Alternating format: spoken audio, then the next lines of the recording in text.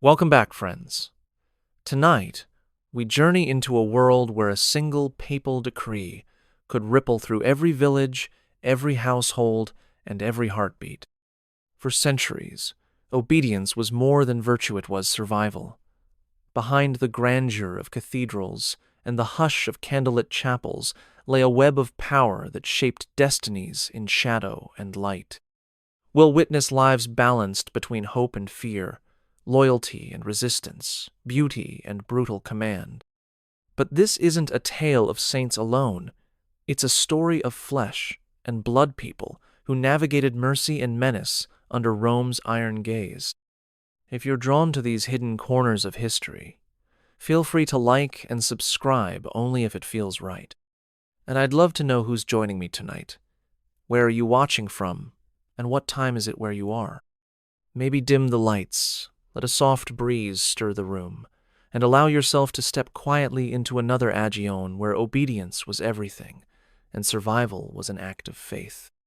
In the spring of 590 CE, Rome lay prostrate beneath famine and pestilence, its ancient aqueducts choked with silt and its crowded streets echoing with the groans of the dying.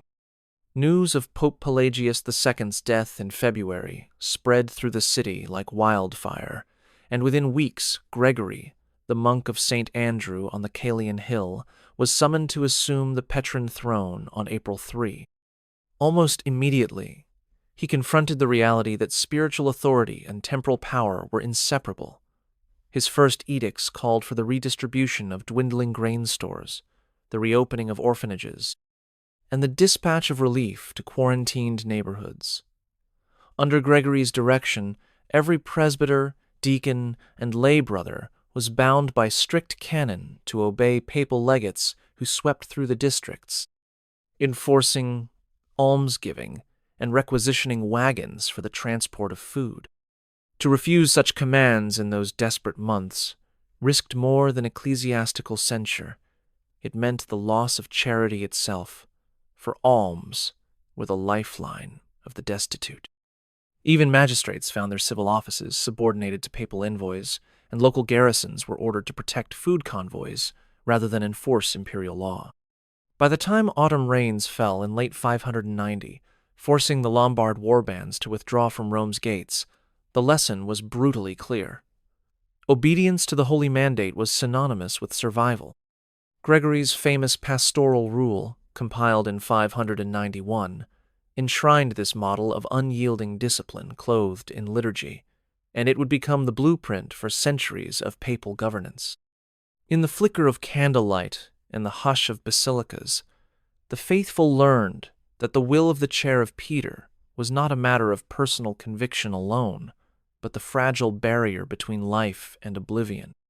In the year 780, the fertile plains of the papal marches, nestled between Spoleto and Ravenna, thrived on the rhythm of seasons and the labors of peasant households. Yet each spring, as wheat and barley ripened under a pale sun, fears spread faster than the grain could be harvested. Papal procurators, dispatched by Pope Hadrian I, arrived at dawn with rich fabrics that marked them as envoys of Rome, and led retinues of armed sergeants who sealed every granary under threat of excommunication. Farmers who had sown their fields at great cost found themselves forced to surrender a third of their yield, a levy that was said to support church foundations and sustain the poor, but in practice drained the lifeblood of rural communities. When a Clementine bull issued by Hadrian in 772 granted these territories direct papal oversight, it bound local landholders to absolute obedience, and even minor infractions chiding bushels of barley or failing to greet the collectors with due reverence could result in public penance or forced labor on church estates.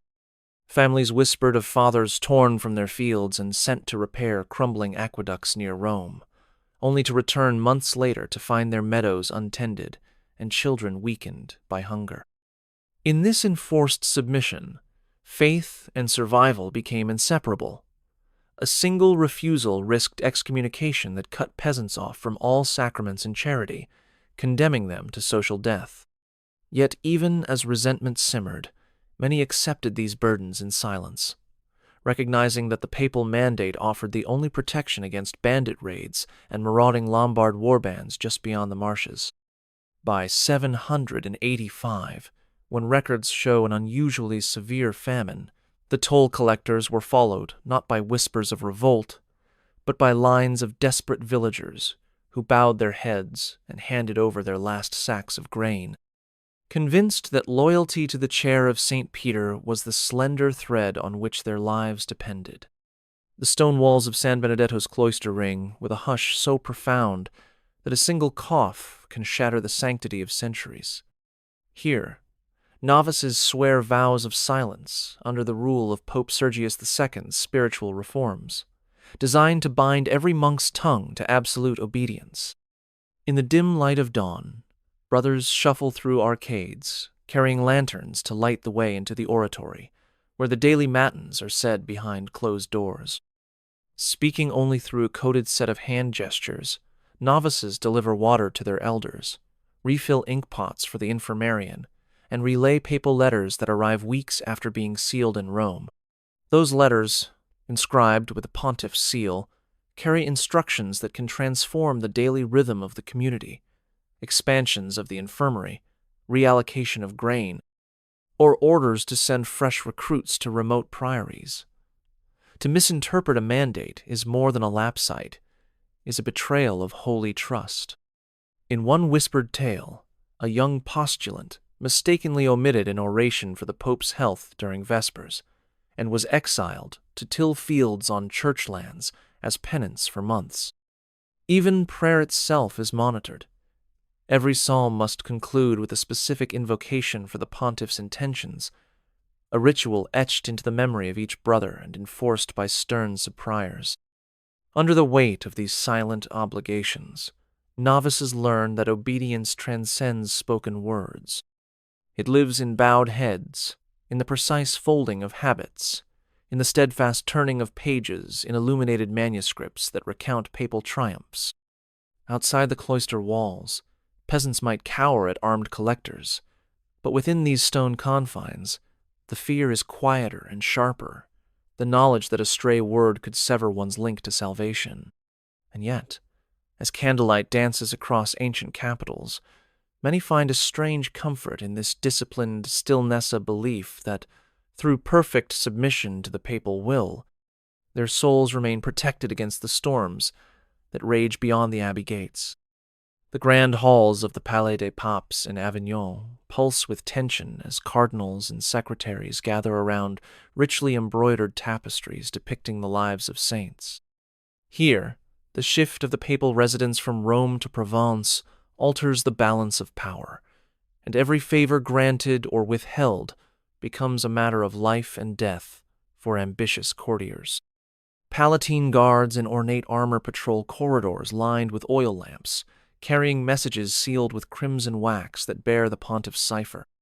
In private antechambers, envoys bribe secretaries with gilded coin purses fashioned by the Florentine guilds, hoping to secure a nomination for a distant bishopric or lucrative benefice. Words are weighed as carefully as gold. A compliment misplaced, a gesture misread, and the offender may find him or herself dispatched to a remote abbey under frivolous accusation of impropriety. One secretary's careless joke about Cardinal Copernicus's taste in tapestries resulted in an abrupt transfer to Avignon's poorest priory, where winter winds scourged the stone walls, and the provisions barely sustained a single meal each day. Even the papal almoner, charged with distributing charity to the poor, must recite a litany of praise for the pontiff's generosity before every act of mercy. Failure to include the precise formula, recorded in an elaborate codex, is deemed contemptuous and triggers a formal reprimand. Beyond these subterranean intrigues, local merchants jostle for contracts to supply the palace kitchens with fowl and wine, knowing that their fortunes hinge on the Pope's favor. Yet, despite the galling rivalries and calculated betrayals, many court insiders cling to the belief that obedience to the papal household ensures both spiritual reward and worldly protection. For in Avignon's gilded shadow, the ultimate sanction is not exile alone, but excommunication that severs one from sacraments and leaves families vulnerable to economic ruin. As torchlight flickers across vaulted ceilings, each whispered rumor, each stifled laugh, reinforces the same truth. Under papal command, every word must serve loyalty, and only perfect submission can safeguard one's place in this precarious court. In a humble cottage perched on the edge of a dense Umbrian wood, the Galli family crouches in the twilight, hearts pounding as two ragged figures slip through the shutters. Word has spread that Holy Office inquisitors patrol these roads, seeking anyone whispered to deny papal doctrine. Yet when a traveling preacher and his companion, accused of heresy for questioning indulgences, collapse at their doorstep, the Galli family's faith demands refuge. Under a single tallow candle, the patriarch presses bread into their trembling hands, while his wife fetches water in silence, mindful that a single misplaced sound could betray them all. Their children sit wide-eyed in the corner, grasping the weight of obedience to both conscience and crown the Pope's command to aid the needy, and the terror that aiding the condemned brings the wrath of Rome. Throughout the night, every creak of timber and rustle of leaves sets nerves on edge, for spies are known to frequent these hills under the guise of pilgrims. At dawn, the fugitives are guided north toward the mountains, each step a gamble that they will reach sympathetic towns beyond the papal tax collector's reach. Back in the cottage, the Galli family kneels in prayer before a small wooden crucifix. Reciting invocations for the safety of the Pope and the souls, he lets an act of obedience that they hope absolves them should their mercy be discovered. In the days that follow, a papal decree appears in every village square, warning that harboring heretics is an act of treason against both church and state. A bounty is placed on information leading to their capture, and neighbors cast furtive glances as royal messengers ride by. Yet among the Galli, a quiet resolve takes root, that in the tangled web of loyalty and fear, true obedience sometimes demands more than blind compliance. It requires the courage to uphold compassion in the face of absolute authority. The morning sun spills over tiled roofs as villagers stream toward the cathedral courtyard, clutching woven baskets brimming with fresh loaves and candles tucked inside strips of cloth.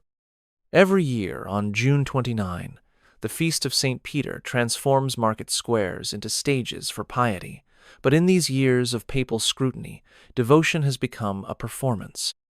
Merchants who once mulled wine on the street corner now don ruddy cloaks and stamp their feet in liturgical dance to mask whispered doubts. La séance reserved for noble womeness, loaned at exorbitant prices so brides can shoulder ornate mantles in the procession. Even the local blacksmith fashions a makeshift reliquary to carry through the streets, its iron clasp shaped like keys to reflect Peter's legacy, though by dusk that reliquary often ends back in his forge, its gilding chipped. Throughout the day, inquisitorial spies in plain garb weave through the crowd, noting failing hymns and half-hearted prayers.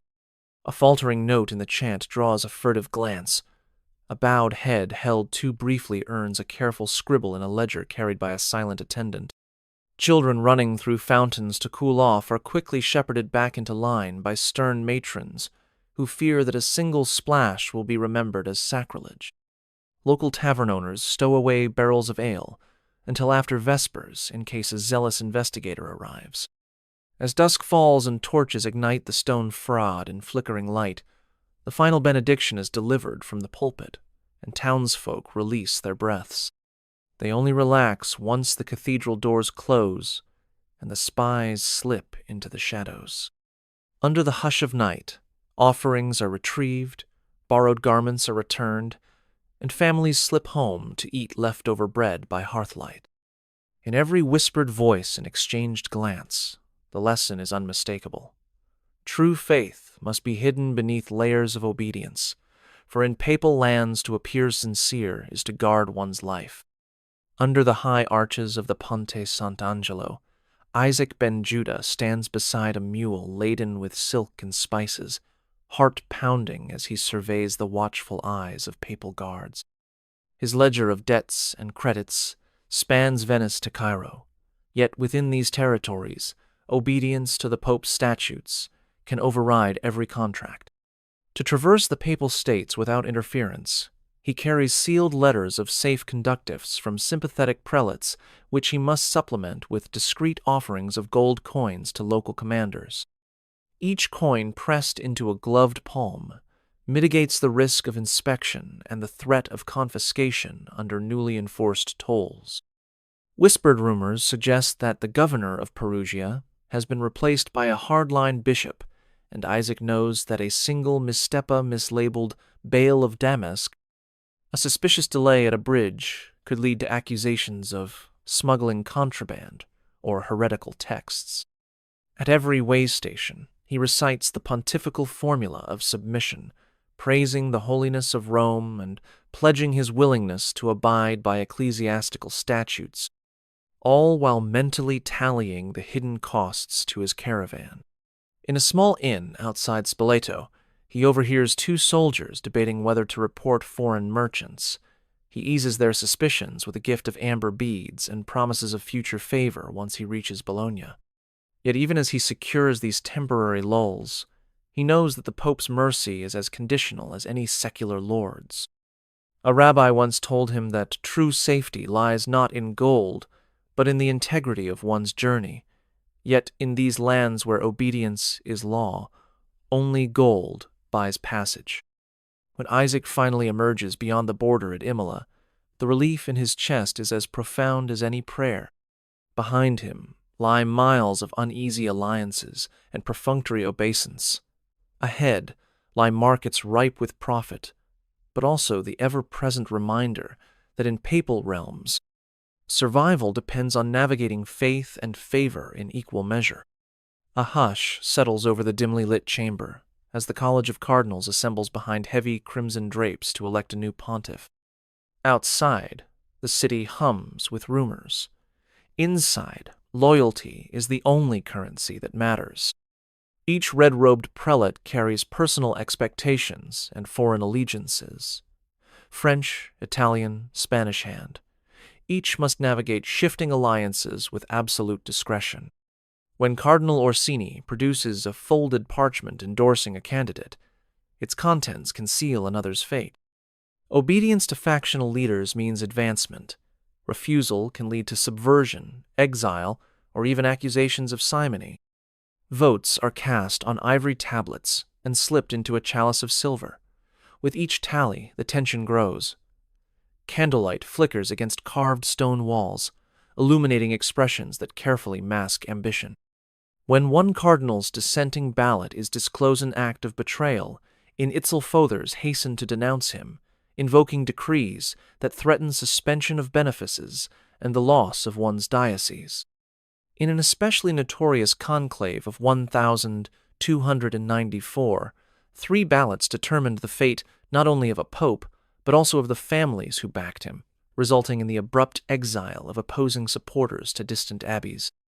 Outside the conclave's sealed doors, the faithful chant for divine guidance, unaware that obedience within these walls is as lethal as any battlefield. Secret servants slip wine chalices, laced with whispered promises beneath hiding tables, securing oaths of fealty that extend beyond the ballots. When the final white smoke curls upward, signaling the choice, relief mingles with trepidation. The new pontiff must then enforce the same rigid discipline that shaped his own ascent. As the conclave disperses and red caps slip into hushed corridors, each cardinal carries the memory of compliance or resistance, knowing that under papal command, even the highest echelons of the Church must bow to the prevailing will or face ruin. The morning mist still clings to narrow streets, when word spreads that Pope Urban VI has issued a new decree outlawing any criticism of papal authority. In Rome's winding alleys, families rise in silence, hearts thudding as they peer from shuttered windows. Under this pontiff, once hailed for reform, obedience has mutated into a weapon of fear. Nightly patrols of illuminated torches sweep through districts, and by dawn, those branded seditious vanish.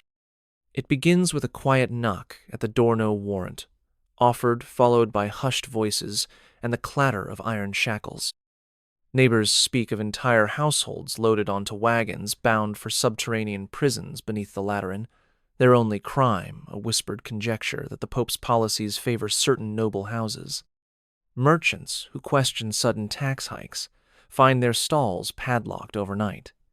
Even letters to distant relatives risk interception, for papal scribes comb missives for subversive phrases and report all perceived slights. In one harrowing account, a friar's innocuous sermon on mercy draws the ire of a cardinal keen on demonstrating loyalty. By sunrise, the friar stands accused of heresy and is marched to the Tiber's edge, his end as mysterious as his arrest. Families learn to conceal their thoughts behind solemn prayers, uttering the mandated petitions for the Pope's health with mechanical devotion. Children carry rosaries backward in their pockets, symbols of piety facing outward, and husbands remind wives to bow their heads fully at passing processions. Through fear, Urban's reign imposes absolute compliance, transforming the city into a gilded cage where even silence can betray. Yet, beneath the trembling obedience, a fragile undercurrent of resistance stirs, coded messages scrawled in wax seals, clandestine gatherings in ruined chapels, and the quiet resolve that, one day, mercy must reclaim its place beside authority. Beneath the crumbling arches of Orvieto's stone bridge, Marzia, a gaunt woman draped in tattered shawls, murmurs of luminous beings who visited her at dawn. Villagers pause in their daily routines to glimpse her pale face, lit by an otherworldly glow as she describes winged messengers delivering divine counsel. Yet when papal envoys arrive to hear her testimony, the same voice that once drew crowds now condemns her as a sorceress. Papal courts sit in curtained chambers where judges in embroidered robes read her words through grim faces, searching for the heretical slip. Her visions, once proof of sanctity in the eyes of neighbors, are twisted into evidence of demonic pacts. Inquisitors demand obedience to orthodoxy more absolute than any lay ruler's decree. Forced to kneel before a polished oak desk, Marzia recites the mandated creed, interspersing her own accounts only when pressed by cruel interrogators. Silence is no refuge. Any hesitation is seized as proof of a hidden agenda. In the end, the court convicts her of witchcraft, ordering her bound and paraded through the piazza as a warning to others who might claim direct communion with the divine. As torches cast long shadows on the cathedral doors, villagers avert their eyes, torn between empathy and fear of papal reprisal. When Marzia is led away, her final plea, "I only spoke the words angels gave me," echoes against the stones, a haunting reminder that under papal command, obedience to doctrine supersedes compassion. And in the uneasy hush that follows, the faithful ponder whether true holiness now lies in silent acquiescence, rather than the courage to speak one's truth. In the early light, before dawn's pale glow, the papal infantry gathers outside the city walls, trumpets at the ready and tattered banners fluttering against the chill. Rations are meager. A loaf of coarse barley bread, a handful of dried beans, and a cup of brackish water drawn from a shallow well. Yet desertion is unthinkable, for every soldier has sworn an oath of fealty to the chair of Peterin, oath reinforced by the knowledge that fleeing means instant excommunication and the shame of dishonoring his sacred cause. Marches stretch for leagues across rocky hills and marshy lowlands, where long columns of weary men trudge onward regardless of hunger's gnawing or the sting of blistered feet. When a dying companion whispers of home and begs for a final prayer, the chaplain, himself trembling from weakness, recites the liturgy in a voice cracked by cold and fatigue, insisting that obedience to the papal command will secure their place in heaven, even if their mortal bodies fail them. Each dawn, the army halts at the break of light when officers count heads and confiscate any weapon deemed too rusty for battle. The men share furtive glances over empty innards, recalling last season's bountiful harvests now miles behind them, and wondering whether the promise of indulgences and papal blessing outweighs the pangs of starvation. When they finally reach the tattered ramparts of a rebel-held town, they find supplies, waiting grain sacks, and salted pork sent by generous villagers loyal to Rome. Yet the taste of nourishment arrives as a bittersweet reminder that their suffering was both penance and proof of devotion. In the aftermath of battle, as banners drip with mud and blood, commanders preach the virtues of sacrifice, and the soldiers, shrunken from months on the march, nod in solemn agreement. They have learned that under papal rule, obedience demands every last ounce of strength, every pang of hunger endured, for the salvation of the soul and the glory of St. Peter's banner. A hush fell over the scribal chamber when Brother Anselm, a novice recently arrived from a French monastery, carefully inked the final words of the papal bull granting broad immunities to certain abbeys and reorganizing tax assessments in favor of Rome's loyal orders. Yet, late into the night, as weary couriers gathered the sealed documents, a single mistranslation in the Latin term immunitas shifted the decree's meaning entirely. What should have read exemption from secular levies became exemption from all obligations, a phrase that spread through papal territories like wildfire. By dawn, peasants in Viterbo and Terni, emboldened by what they believed was a divine license to withhold grain tithes and tolls, surged into town squares with pitchforks and torches. They tore down tax records, confronted fleeing collectors, and demanded that local magistrates swear fealty to the wording of the bull rather than ancient custom. Panic rippled back to Rome, where cardinals scrambled to verify manuscripts and dispatch corrections, but by then the fervor had grown too great. In the narrow streets, church doors were barricaded as mobs chanted slogans, echoing words that never shimmered in the pontiff's carefully crafted speech. Bishop and baron alike called for calm, yet calm remained elusive. Papal troops, summoned under the emergency clause of the same bull, marched into rebellious villages, the clang of steel on armor echoing across fields stripped bare of autumnal harvest. Under a sky heavy with smoke, they restored order by force, quelling insurrection through a display of martial might that left both sides nursing grievances. When corrected copies of the bull finally arrived, reaffirming that only certain ecclesiastical properties enjoyed narrow exemptions, the people bowed their heads in chastened obedience. Anselm, cradling his parchments, was removed from the scriptorium and sent to serve in a remote priory, his silence a stark reminder that in papal lands, even a single word carries the weight of life and death. The lecture hall in Bologna thrums with whispered anticipation as students in black robes unpack manuscripts, bound in rich leather and awaiting the arrival of their master, a renowned canon jurist under papal patronage. During the 13th century, this city's universities drew eager scholars from across Christendom, each determined to reconcile divine law with human reason. At stake is a question that has echoed through cloisters and palaces alike. When the will of the Pope clashes with the dictates of one's conscience, which holds supreme authority, Professor Alberto Fernandez, summoned personally by the Curia to impart the papal stance, steps onto a raised dais and cites decretals that insist upon absolute fealty to the chair of Peter. He recounts cases of clerics who clandestinely refused to enforce certain excommunications, only to be stripped of benefices and cast into papal prisons. Yet among the audience, bright-eyed students challenge this orthodoxy.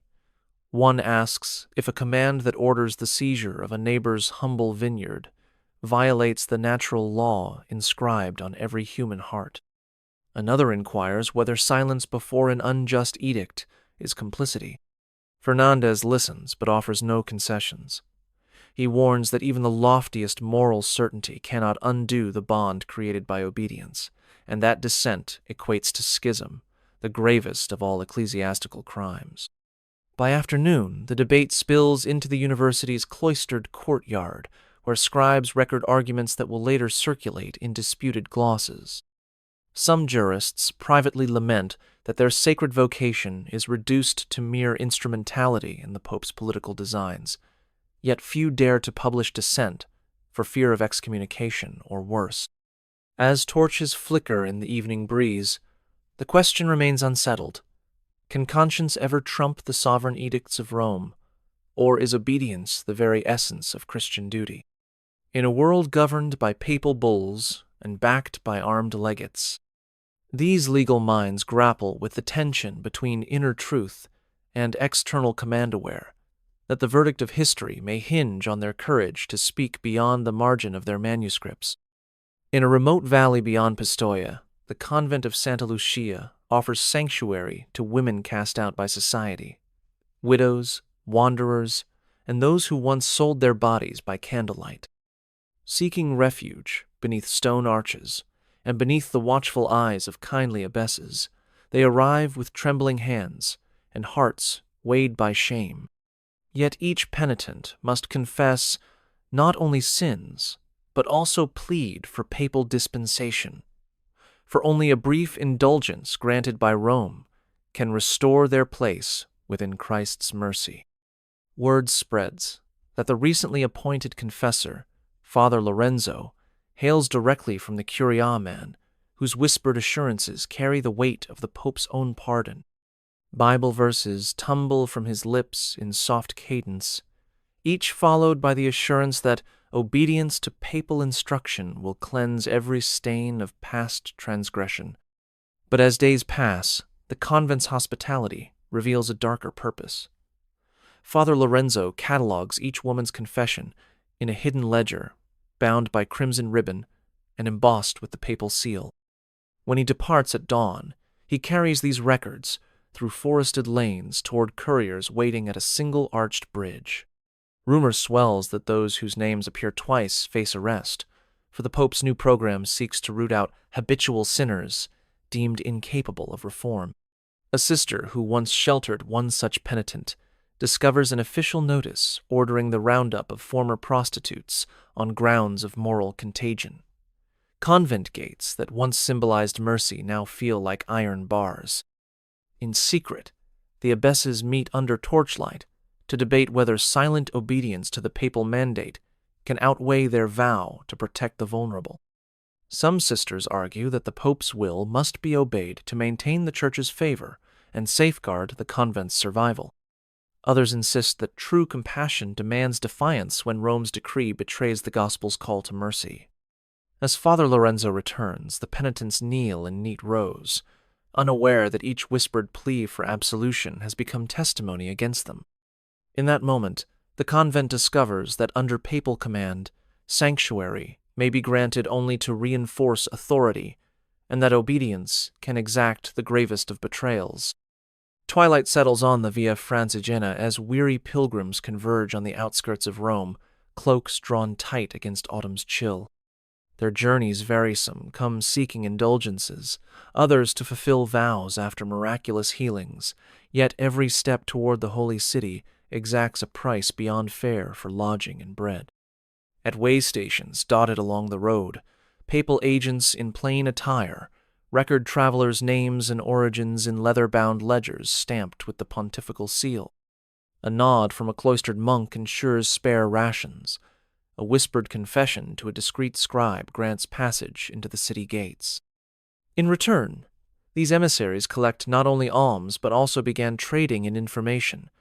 Murmurs of unrest in Tuscany, rumors of heretical gatherings in Provence, whispers of noble rivalries in Naples. Each fragment of conversation is passed along to clerics in Rome, who compile dossiers on foreign courts and regional developments. One elderly pilgrim from Languedoc discovers that the questions posed about local abbots, harvest yields, even neighboring feuds are not mere courtesy but systematic inquiries. With every reply, he unwittingly becomes an informant for the Curia's burgeoning network. When the procession finally reaches the city's towering walls, many bow beneath St. Peter's Gate with relief, unaware that their personal histories have already woven into the fabric of papal oversight. Even as they present coins for the Pope's treasury, their secrets ignite new directives. dispatching legates to suspected trouble spots, tightening control over monasteries rumored to harbor dissent. Yet for all its intrusiveness, this intelligence gathering also thwarts plots against pilgrims, thwarts brigandage, and ensures safe passage for countless souls whose faith compels them forward. Under Rome's gaze, obedience transforms from ritual to reconnaissance, binding the faithful in a silent covenant, whereby each reveal of the heart reinforces papal dominion. As torches flare along the Tiber, pilgrims step into candlelit basilicas, offering prayers of thanksgiving. They leave their coins in silver chests, yet their confessions recorded in invisible ink within curial archives there, the truest tribute, sustaining papal power through the vigilant map of human truth. Under the soaring vaults of St. Peter's Basilica, a narrow stairwell descends into the dank gloom of the necropolis, where grave diggers' faces, streaked with soot and bone dust, exchange furtive glances over candlelit skulls. In 1606, Pope Paul V ordered the removal of ancient remains to make way for the new basilica's foundation, and since then, the crypt's keepers have labored in secrecy to disinter bodies that once lay undisturbed for centuries. Muffled hammers against stone block out the drip of water from arches above, while chains clink as coffins are hauled upward to papal engineers who document each skeleton before reburial. Yet rumors spread among the gravediggers that certain remains are set aside, examined by clerics seeking relics or evidence to bolster the Pope's claims of sanctity. A whispered tale tells of a bishop whose ornate bronze crozier was found buried beside a plain wooden crucifixen anomaly that sparked midnight meetings of curial officials determining whether the bishop's tomb should be elevated to a chapel or hidden indefinitely. Those who question these choices risk the wrath of the Vatican's administrators, for obedience demands that the dead submit to the living Pope's will as absolutely as the living submit to his mandates. At the mouth of the crypt, a single lamp casts long shadows across frescoed walls illustrated with scenes of judgment, a constant reminder that beneath the cathedral's marble splendor lies a realm where death itself bends to papal authority. Gravediggers murmur that the bones once belonged to saints and sinners alike. Here, the distinction has little meaning, for every corpse answers the same command. As they work in rhythm shovel, sift, catalog, they recall that in Rome, even silence after death is governed by one unyielding decree: whatever rests beneath St. Peter's must serve the needs of the throne above. The narrow streets of Perugia teem with mule caravans, laden with olive oil, woolen cloth, and fragrant spices destined for Rome. But before merchants can glimpse the dome of St. Peter's, they must navigate a gauntlet of papal toll gates. These stone gateways, each manned by stern-faced collectors bearing the Pope's crest, demand precise tariffs defined in papal edicts that shift with the seasons and the needs of the curia. To avoid ruinous delays, merchants like Matteo di Lusso slip ornate rings and heavy purses of silver under burlap sacks, promising the collectors a share of each barrel's worth. Though bribery is technically a crime, it is an open secret tolerated by local governors whose incomes depend on a steady stream of clandestine payments. Yet even as Matteo's wagons roll onward, his heart pounds at the thought of papal auditors' figures summoned from Rome to verify accounts and sealing every ledger with the weight of canon law. These auditors arrive without warning, slipping into inns under the guise of pilgrims before presenting sealed mandates that authorize the inspection of warehouses and books. A misplaced decimal in Matteo's records could trigger a summons to Rome itself, where the penalty may range from a public penance to confiscation of goods. In 1423, when one such auditor discovered inflated tax entries in another merchant's account, the offender spent months negotiating his release, his family estate mortgaged to secure the Pope's leniency. So, every ledger line is scrutinized, every payment cross-checked, and every bribe carefully calibrated to satisfy the toll collector without arousing the auditor's suspicion. At dusk, when torches flicker across the city walls, merchants retire to courtyards to compare notes and share rumors of newly issued bulls that could double tolls or redefine exempted goods. Through it all, they cling to the same belief, that obedience to the papal fiscal regime, be it genuine or feigned, the only sure safeguard against financial ruin. In the rolling hills near Orvieto, Lord Ranieri of Montefalco prided himself on the ancient rights his family had held since before papal oversight. When royal envoys arrived bearing fresh edicts demanding additional levies to fund the Pope's war coffers, Ranieri refused to open his granaries and treasure vaults. He believed that as long as his ancestors had sat in that stone keep, no distant throne could dictate his domain. News of his defiance reached Rome by courier under seal, and within days the courier dispatched a contingent of condottiere-seasoned mercenary captains who answered the Pope's call with gold rather than faith. These hired soldiers, clad in mixed armor and bearing lances painted with the papal keys, appeared on the horizon like a storm of steel. Ranieri's banners flew defiantly, but his garrison of feudal retainers numbered fewer than half the mercenaries arrayed against them.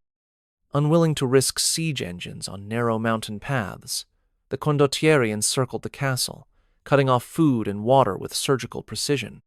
Ranieri's pleas for negotiation fell on deaf ears. The papal decree had made his lands forfeit to Rome in the moment he defied the collectors. When the walls began to crumble under sustained bombardment, the Lord found himself forced to resign his sword and sign a humiliating oath of fealty on a wooden dais erected before his own hall. In the aftermath, mercenaries dismantled sections of the outer curtain wall as payment in kind, marching off toward the Vatican's new strongholds in the marches. Villagers who had cheered Ranieri's stand now knelt before papal tax collectors, their looks hollow with betrayal. From that day forward, every local lord understood that obedience to papal fiscal demands was enforced not by excommunication alone, but by the very blade of the Pope's hired steel. In the narrow, winding lanes of the Jewish quarter by the Tiber, Rabbi Samuel Levi lights a single oil lamp each evening, the flame dancing against graffiti left by papal decree condemning his community to confinement.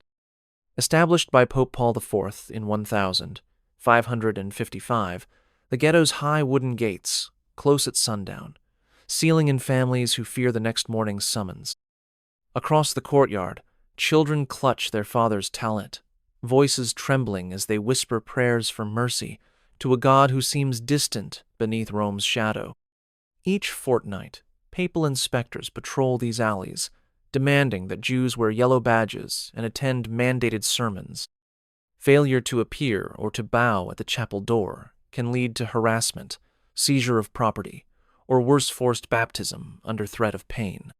Rabbi Levi recites psalms of protection, urging his flock to obey the temporal laws while nurturing their souls in secret study. He teaches his sons to read sacred texts by candlelight after curfew, and his daughters to memorize sacred melodies so they can sing them quietly beneath the rooftops. When an inspector appears at sunrise, the community assembles in hushed rows, bending at the waist in a visible show of compliance. Their bowed heads and measured greetings satisfy Rome's command, and for that day the children glimpse hope behind stern official faces. Yet Rabbi Levi knows that true survival may demand more than outward obedience. It calls for hidden resilience, preserving faith in the face of relentless pressure. With each passing month, the ghetto's benches creak under elders recounting tales of exile and deliverance, and the rabbi's voice rises in prayer for deliverance from oppression. He teaches that obedience to civic law must not extinguish the eternal covenant written on their hearts. As night falls and the ghetto gates thud shut, Rabbi Levi holds his children close, praying that their silent devotion, sustained beneath Rome's stern mandates, will protect them in body and spirit until mercy finally shines through the city's stone walls. Smoke curls from the red-tiled rooftops of Monte Cassino as papal banners snap in the wind, heralding the advance of the pontiff's forces. The town, once loyal, erupted in revolt when heavy tithes and the stationing of papal garrisons pressed too harshly on its people. When the prior bell rang its alarm, villagers scrambled to arm themselves with pitchforks and rusty swords, certain that defense of hearth and home justified defiance of Rome. Yet, as dawn broke, seasoned mercenaries led by the papal commander encircled the walls, siege engines in tow and crossbow bolts aimed at anyone who dared peek from behind shutters. In that critical hour, a handful of townsfolk and peasant alike hurled down baskets of fresh figs and loaves of bread from the ramparts, pleading for clemency and swearing fealty to the papal standard. Their swift submission saved them. The commander ordered his troops to lower their arms in their sector, offering terms of surrender that granted safety to those who kneeled first. Elsewhere, pockets of resistance were crushed without mercy, houses set ablaze, markets looted, and innocent families swept away as traitors.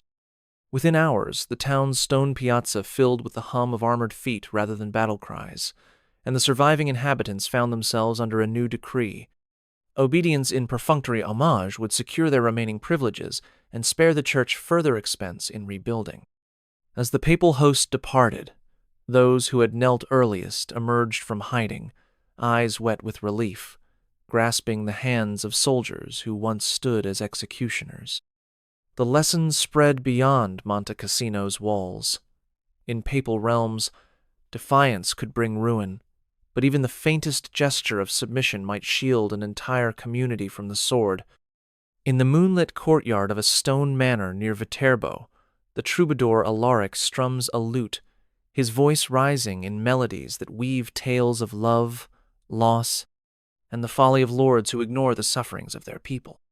His verses, composed in Occitan and carried by wandering minstrels, celebrate mercy and lament unchecked authority lyrics that resonate across villages and courts alike. Yet when a papal nuncio, attending a noble banquet in Rome, finds a tattered songbook tucked beneath a chamber pot, the verses are deemed seditious for suggesting that the Pope's tax collectors feast on the poor's meager harvests. Within days, royal guards seize Alaric at dawn, hauling him before a tribunal where his lute is shattered and his lyrics scrutinized for hidden meaning. Obedience demands that he confess the source of his inspiration and name every patron who purchased his songs. Refusal carries the threat of excommunication and the rack's cold iron. Bound in chains, Alaric endures forced recitations of papal bulls before tired judges in black robes, each word weighing more heavily than the last. His once joyful refrains turn to groans as he rewrites lines under duress, substituting praise for scathing critique. When the tribunal finally issues its sentence 1 year's imprisonment in the Castel Sant'Angelo, Alaric is led through the narrow streets to a cell where damp stones echo with distant prayers. Outside the fortress, crowds murmur that the true crime was daring to suggest that obedience should not blind the faithful to suffering. Inside his cell, Alaric plucks a single broken string on his lute, composing a silent prayer that one day his music might sing of justice without fear. In papal lands, even a song's harmony must bow to authority, and those who dare to challenge the tune risk losing their voice altogether. When reports of a mysterious fever began sweeping through the crowded alleys of Rome in 1522, fear clutched the city's heart tighter than any papal decree. Pope Clement VII, mindful of divine impotence, ordered grand processions through the street hundreds of clergy bearing crucifixes and relics in hopes of invoking heavenly mercy. Citizens lined up in devotional fervor, hands clasped, voices raised in hymns echoing off ancient marble facades. Yet, between each solemn march, bodies lay unattended in doorways, and once bustling markets fell silent as merchants sealed their stalls. As death racked whole families, pleas for grain, clean water, and medical care went unanswered, while the papal court prepared for the next ceremony. A handful of enlightened physicians begged for permission to set up temporary infirmaries, only to be rebuked for challenging the spiritual remedy chosen by the pontiff. Barbers and surgeons found their guilds forbidden from traveling beyond the Campus Martius, hampering their ability to treat the afflicted. Meanwhile, wealthy donors purchased indulgences, promising reduced time in purgatory if they contributed to church coffers or built ornate chapels dedicated to the plague saints. Their contributions funded not hospitals but lavish chapels, each festooned with gold leaf and statues that gleamed in the spring sun. By midsummer, mortality registers showed a grim tally, and the poorest quarter of Trastevere lay deserted as survivors huddled behind locked doors. Only when a mutiny of disillusioned cardinals threatened to depose Clement did the papal administration relent, dispatching emergency supplies to the sick and ordering physicians to roam freely. But the delay had cost thousands of lives. As survivors emerged weakened, yet alive, they whispered that obedience to ritual alone could not save them, that practical charity, withheld in the name of piety, might have offered their only lifeline. And in that sobering realization, Rome learned that under papal command, true mercy sometimes demands disobedience to tradition. Sir Aldo di Marzano had ridden beneath the papal banner for 7 arduous years, his lance crimson with the blood of foes in the Holy Land. He survived sieges beneath blistering sun and storms of arrows on distant plains, ever faithful to the call issued by Pope Urban II. In his heart burned the conviction that obedience to the Church would secure both his salvation and the honor of his lineage. Yet when his ship finally docked on the shores of Brindisi, word awaited him that shattered every vow he had sworn. The Curia had declared his ancestral estates forfeited for failure to render overdue tithes during his absence, while Aldo's sword upheld papal decree abroad. At home, his stewardship was judged neglect, and his lands were granted to a rival family more attentive to Rome's coffers. Stripped of title and hearth, he donned plain clothes and rode inland toward the marble-clad city, hope dwindling with each weary mile. In the grand hall of the papal legate, Aldo knelt before a marble dais flanked by robed notaries and gold-braided guards. He presented letters of safe conduct earned in battle, relics of valor witnessed by bishops and barons. Yet the legate, reading only accounts of missed payments, offered no mercy. "Obedience to the cross does not absolve earthly duty," he intoned. Aldo's pleas for reconsideration fell on unyielding ears, and he was dismissed with a curt flourish of the pen that sealed his ruin. Outside the papal court, peasants he once protected watched in silence, unsure whether to welcome him as hero or shun him as a traitor to the fiscal demands of the Church. In the twilight outside St. Peter's, Aldo knelt one final timenot in supplication to Rome's earthly power, but to God alone vowing that true obeisance would henceforth guide his blade, even if it meant standing against the authority that had granted him passage to war. The sun glints off polished marble in the Medici Palace, as courtiers and bankers mingle beneath frescoed ceilings depicting saints and sibyls. For decades, Florence thrived under the shrewd patronage of the Medici family, whose gold financed both cathedral domes and papal elections. Yet their power depended on a delicate dance of favors. Loans to the Curia in exchange for protection, sumptuous gifts presented to the Pope on feast days, and discreet payments delivered to key curial officials. When Lorenzo de' Medici sent his younger cousin Giovanni to negotiate terms for a new cardinal's hat in 1513, he dispatched chests of Florentine florins and tapestries woven with tales of Roman virtue. The deal seemed secure until whispers of Giovanni's double cross reached Rome. A rival faction claimed the Medici promise to build a hospital for plague victims was mere pretense, and that no foundation stone had been laid. Outrage rippled through the Vatican, and Pope Julius II, irate at being deceived, revoked the Medici's privileges. Within days, papal troops seized banking ledgers, frozen debts became immediate obligations, and the Clementine bulls stripped the Medici of any claim to papal favor. Florence's walls, once guarded by condottieri loyal to the family, now bore the papal banner, and Medici agents were expelled from the city hall. Citizens who had sung the family's praises found themselves forced to swear fealty to Rome's direct rule or face exile. In a single stroke, the dynasty that had shaped Renaissance art and politics was undone by a breach of truston act of disobedience, so grave that even Italy's wealthiest house could not withstand papal wrath. As Medici horses trampled over cobblestones on their exodus from Florence, many lamented that loyalty paid in gold was only as enduring as the Pope's satisfaction. And in the hushed palaces left behind, Florentine bankers realized the greatest debt of all lay in the obligation of faith one that no amount of florins could ever fully repay. A hush grips the chapel when Lady Isabella de' Rossi rushes through its vaulted nave cradling her feverish son Matteo, each labored breath a plea against the cold inevitability of death. Only days earlier, Matteo had been barred from communion and sacraments after refusing to submit to a newly issued bull, requiring every household to swear fealty to a rival claimant to the papal throne. The parish priest, bound by obedience, pronounced Matteo excommunicate cut off from the church from the promise of salvation. In those desperate hours, Isabella petitioned the local bishop, invoking her son's innocence and the urgency of his last wishes, but the bishop could do nothing beyond offering prayers. His hands were tied by canon law. With no other recourse, she set out on foot toward the papal legate's residence on the outskirts of Orvieto, crossing fields still heavy with dew and marshaled by dawn's pale light.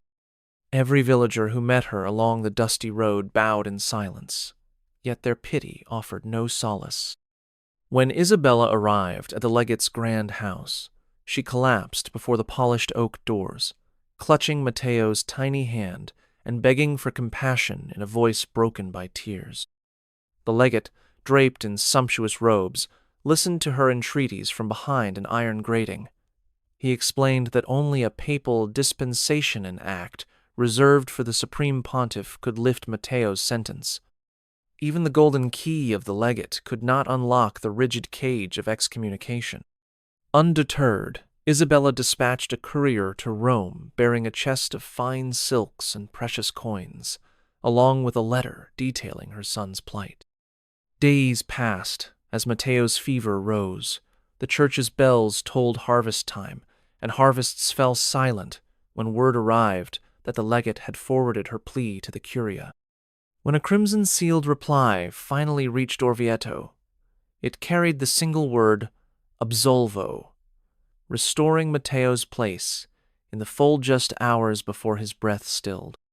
In the aftermath, Isabella wrapped her son's lifeless body in a white shroud, the cloth heavy with both relief and grief. She whispered a final prayer of obedience not to church law, but to the compassion beyond it, knowing that under papal command, mercy often arrives too late, yet its promise sustains those left behind. In the bustling workshops of Venice, where craftsmen once assembled pages beneath whirring presses, ink-stained apprentices now sit idle, their hands trembling at the memory of freedom's last breath. The invention of movable type promised a new era of knowledge, yet when the curia's stringent Index Librorum Prohibitorum decreed that any work questioning the Pope's authority be immediately suppressed, printers found themselves at the mercy of ecclesiastical power. Master Marco Salvani watched as his freshly cast type designed for a treatise on the limits of obedience in theological debate was hauled away under the orders of a papal nuncio. Sheets smeared with bold arguments about conscience and command lay damp on work tables, forfeited as contraband. Apprentices who once took pride in the rhythmic cadence of press levers now swallowed fear at each knock on the workshop door, knowing that discovery could mean imprisonment or the crushing of printing equipment in the piazza as a public spectacle. Patrons who commissioned pamphlets on civic governance grew silent, their purses unopened. Even the smallest broadsheet songs used to announce grain arrivals or the appointment of a new bishop required prior approval from local inquisitors. As edicts arrived weekly from Rome, demanding logs of printed titles and sealing every docket with papal wax, Venetian scribes began to stitch manuscripts by hand, hiding subversive passages between innocuous devotional prayers. Secret societies formed in candlelit cellars, sharing manuscripts bound in goathide that passed from hand to hand under the shadow of gondola arches. Yet the risk was ever present. One informer, bribed by the promise of papal favor, could expose an entire network. In the face of such repression, knowledge itself became a rarity more precious than gold. Printers who once saw their presses as instruments of enlightenment now regarded them as potential instruments of ruin. And as Venice's waterways gleamed under the moonlight, the city's intellectual heartbeat slowed, subdued by the weight of papal censure that bent even the humblest press to the will of Rome. In a damp cell beneath the Inquisition's fortress in Toulouse, Dr. Henri de Beaumontons, a renowned philosopher at the University of Paris, penned his final words by the feeble glow of an iron-mounted lamp. Accused of heresy for lecturing on the limits of papal infallibility, Henri endured weeks of isolation before being brought before a tribunal of stern-faced inquisitors. Denied counsel and forbidden the presence of his students, he watched as each question aimed to corner him into confessing that the Church's authority had boundaries. When he refused, asserting that conscience guided reason, the court pronounced him guilty. Now, with parchment stretched on a rough wooden desk and charcoal in hand, Henri composed a letter not for the Pope who would never read it, but for the future minds who might dare to question. He described the vibrant debates once held in lecture halls, where Latin flowed with the excitement of discovery, and where nobles and peasants alike listened hungry for knowledge. He recounted how scholars once traveled across kingdoms to exchange ideas, forging alliances of intellect that transcended borders. Yet, under recent papal bulls, academic discourse was slammed shut, syllabi were canned to omit any reference to dissent, and professors risked abjuration with each lecture on ancient philosophers. Henri's hand trembled as he wrote of his capture. The moment guards seized his library, the cracking of his prized folios, the scent of burning compound from smoldering confiscated volumes. He warned that such fear spread like a plague through Europe's greatest universities, choking curiosity and replacing it with silent compliance. In his closing lines, he urged successors to remember that the pursuit of truth was a sacred duty, even when sepulchred beneath legal decree. Obedience is noble until it silences the mind. Let no fear of papal wrath extinguish the light of reason. When the letter was smuggled out by a sympathetic jailer and delivered to distant scholars, it ignited whispers of reform. But Henri never witnessed that spark. For days later, he was led to the stake under a pale dawn sky, his final sacrifice, a testament to how papal authority, unchecked, can smother even the brightest flame of human thought. High atop a craggy ridge, the ruined spires of Castle Valorosa stand as a beacon for those cast out by society, brigands, outlaws, and fugitives who survive by night and vanish by dawn. Papal roadblocks, manned by armed sergeants, seal every major pass, enforcing edicts that forbid travel without a curial passport. Yet the brigands, led by the resourceful Elena di Neroli, exploit the labyrinth of hidden footpaths and abandoned aqueducts to smuggle goods stolen from papal convoys. Under the cover of darkness, they dart between watchtowers, their cloaks blending with starlit shadows, carrying barrels of fine wine and sacks of silk destined for markets beyond the siege lines. Each successful run emboldens the band, for they believe that obedience would mean starvation or capture, and that the Pope's command, unchecked by mercy, leaves no room for the desperate. Elena's lieutenant, Matteo Silverhand, navigates by memory, recalling every loose stone and cave mouth that leads around the checkpoints. But every raid carries its risks, betrayals from within, unexpected patrols, and the ever-watchful eyes of local informers lured by the promise of a papal pardon. When one young brigand is captured after a misstep on a precipice, He endures interrogation and a mock trial in a papal-tented camp, forced to reveal Elena's network or face execution. Yet he remains silent, loyal to their cause of survival against oppressive decree. In retaliation, the brigands launch a nighttime assault on the camp's granary, seizing enough provisions to last through a harsh winter. Back in the keep, they distribute bread and cheese to widows and orphans, earning whispered gratitude from villagers who see them as champions against an unyielding authority. As dawn breaks each day, Elena gazes across mist-shrouded valleys toward Rome's distant towers, knowing that their rebellion is neither noble nor righteous by papal law, but that, under a command demanding absolute obedience, only defiance can sustain the desperate. Beneath the vault of the Sistine Chapel, Michelangelo's brush first laid the creation across curved plaster, but hidden within those vibrant scenes were symbols that whispered of political alliances and theological dissent. Cardinal confidants slipped through a side doorway to study subtle additions, a scroll clutched by a cherub bearing the motto Veritas Vincit in microscript, or David's furrowed brow angled toward a half-concealed figure reminiscent of a rival patrician family. Those who recognized the allegory saw in it a critique of papal nepotism and a plea for reform. Yet such secrets could not remain buried beneath layers of pigment for long. Papal enforcersmen, as skilled in decoding ciphered sermons as they were in policing doctrine, patrolled the corridors during private viewings, noting every whispered interpretation and every fervent annotation in visitors' guide margins. When a well-connected diplomat remarked that the figure of Moses bore the features of a heretical thinker, an inquisitor took swift note, dispatching a dossier to the congregation of the Index. Scholars and artists who visited under commission found themselves shadowed by plainclothes envoys, subtle hands brushing theirs as they traced fresco lines, marking passages to be reported to Rome. One Florentine scholar, caught inspecting a barely visible sigil in the judgment scene, was detained overnight in the sacristy, questioned under threat of excommunication until he recanted any suggestion of symbolism. The next morning, he emerged in trembling silence, crumpled sketches torn from his satchel, his scholarly ambitions in tatters. Meanwhile, Michelangelo, himself deep in work on the Last Judgment, guarded his notes and pigments jealously, aware that every color choice and compositional twist could be construed as sedition. Yet in quiet corners, apprentices whispered of a hidden layer beneath the plaster, a testament to the complexity of faith under authority. In those frescoed walls, obedience demanded more than praise for divine beauty. It required blind acceptance of the Pope's vision alone.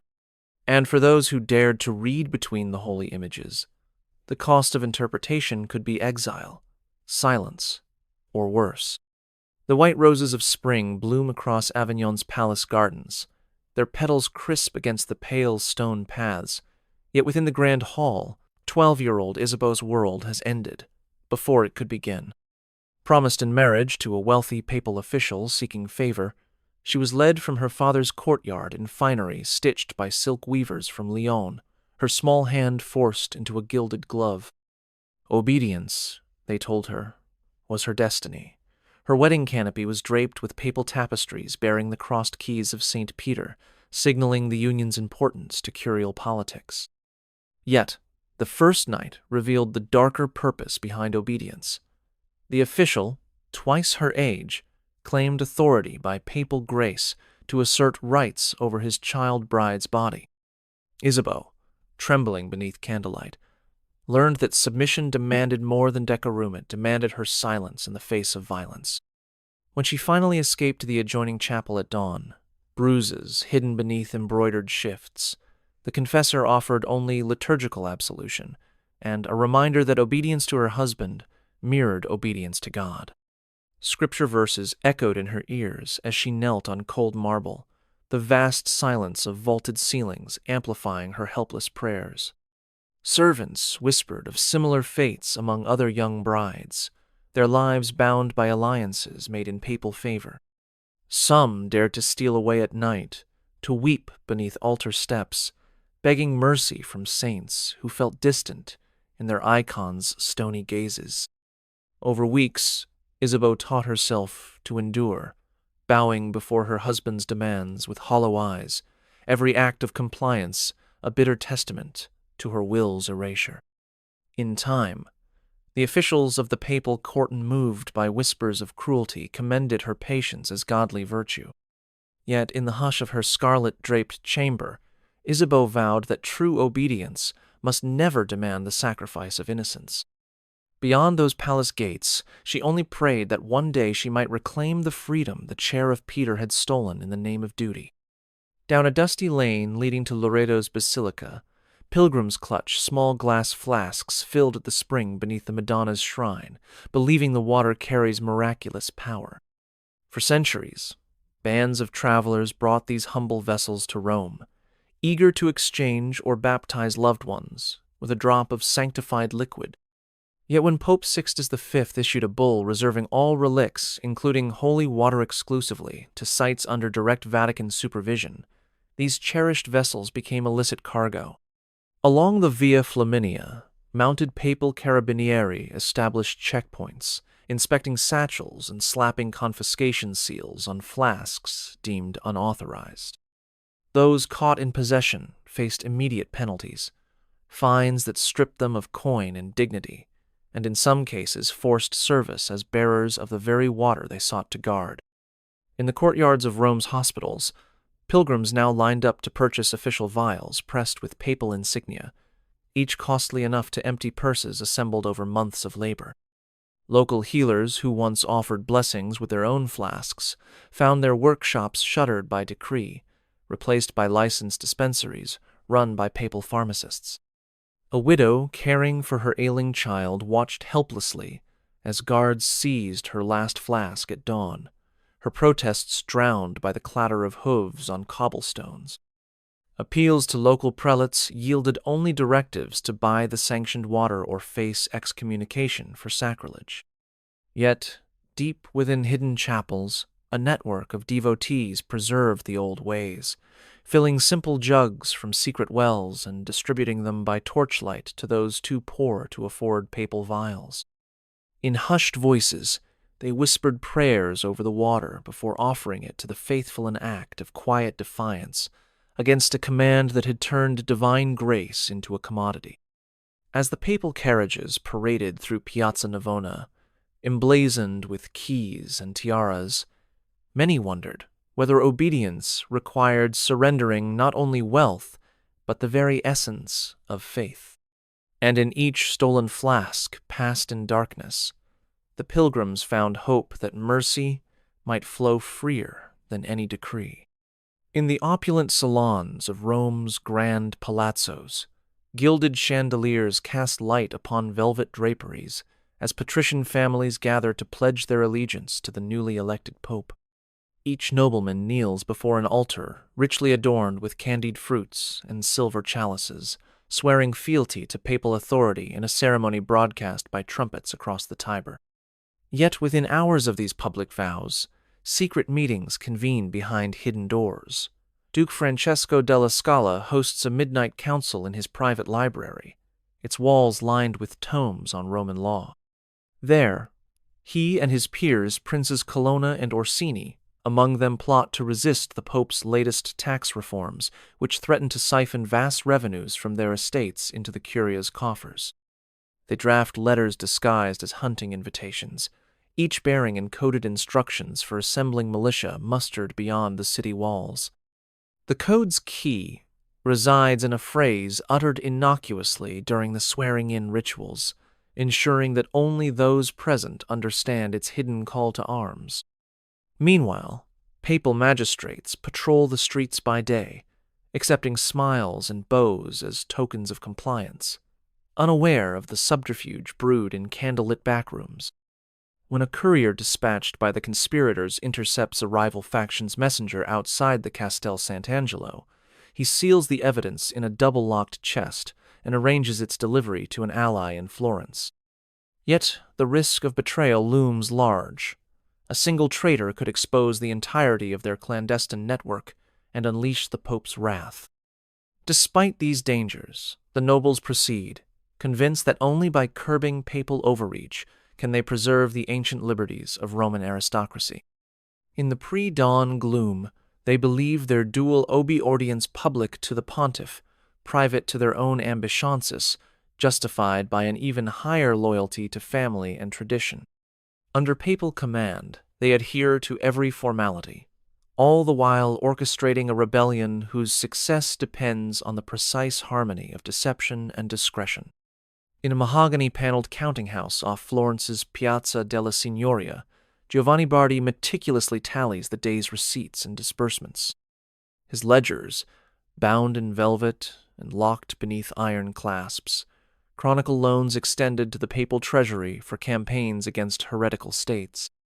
Giuseppe, the bank's chief clerk, arranges the silver marks and florins in neat piles, while Giovanni reviews correspondence from Rome bearing seals that command payment on sight. At first, the interest Giovanni charges seems justifiably a fee for risk and service, yet as successive papal wars drag on, the sums swell beyond all prudence.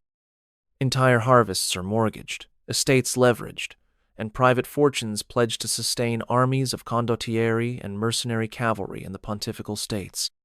When Clement VIII demands an immediate transfer of 5,000 ducats to secure passage through the marches, Giovanni hesitates, fearing that calling in existing loans will bankrupt his clients, many of them small nobles and prosperous artisans.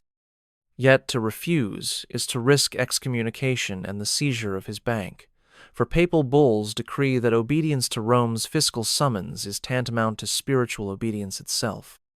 Late into the candlelit night, Giovanni pores over ledgers, dotted with red ink, marking debts that will never be repaid.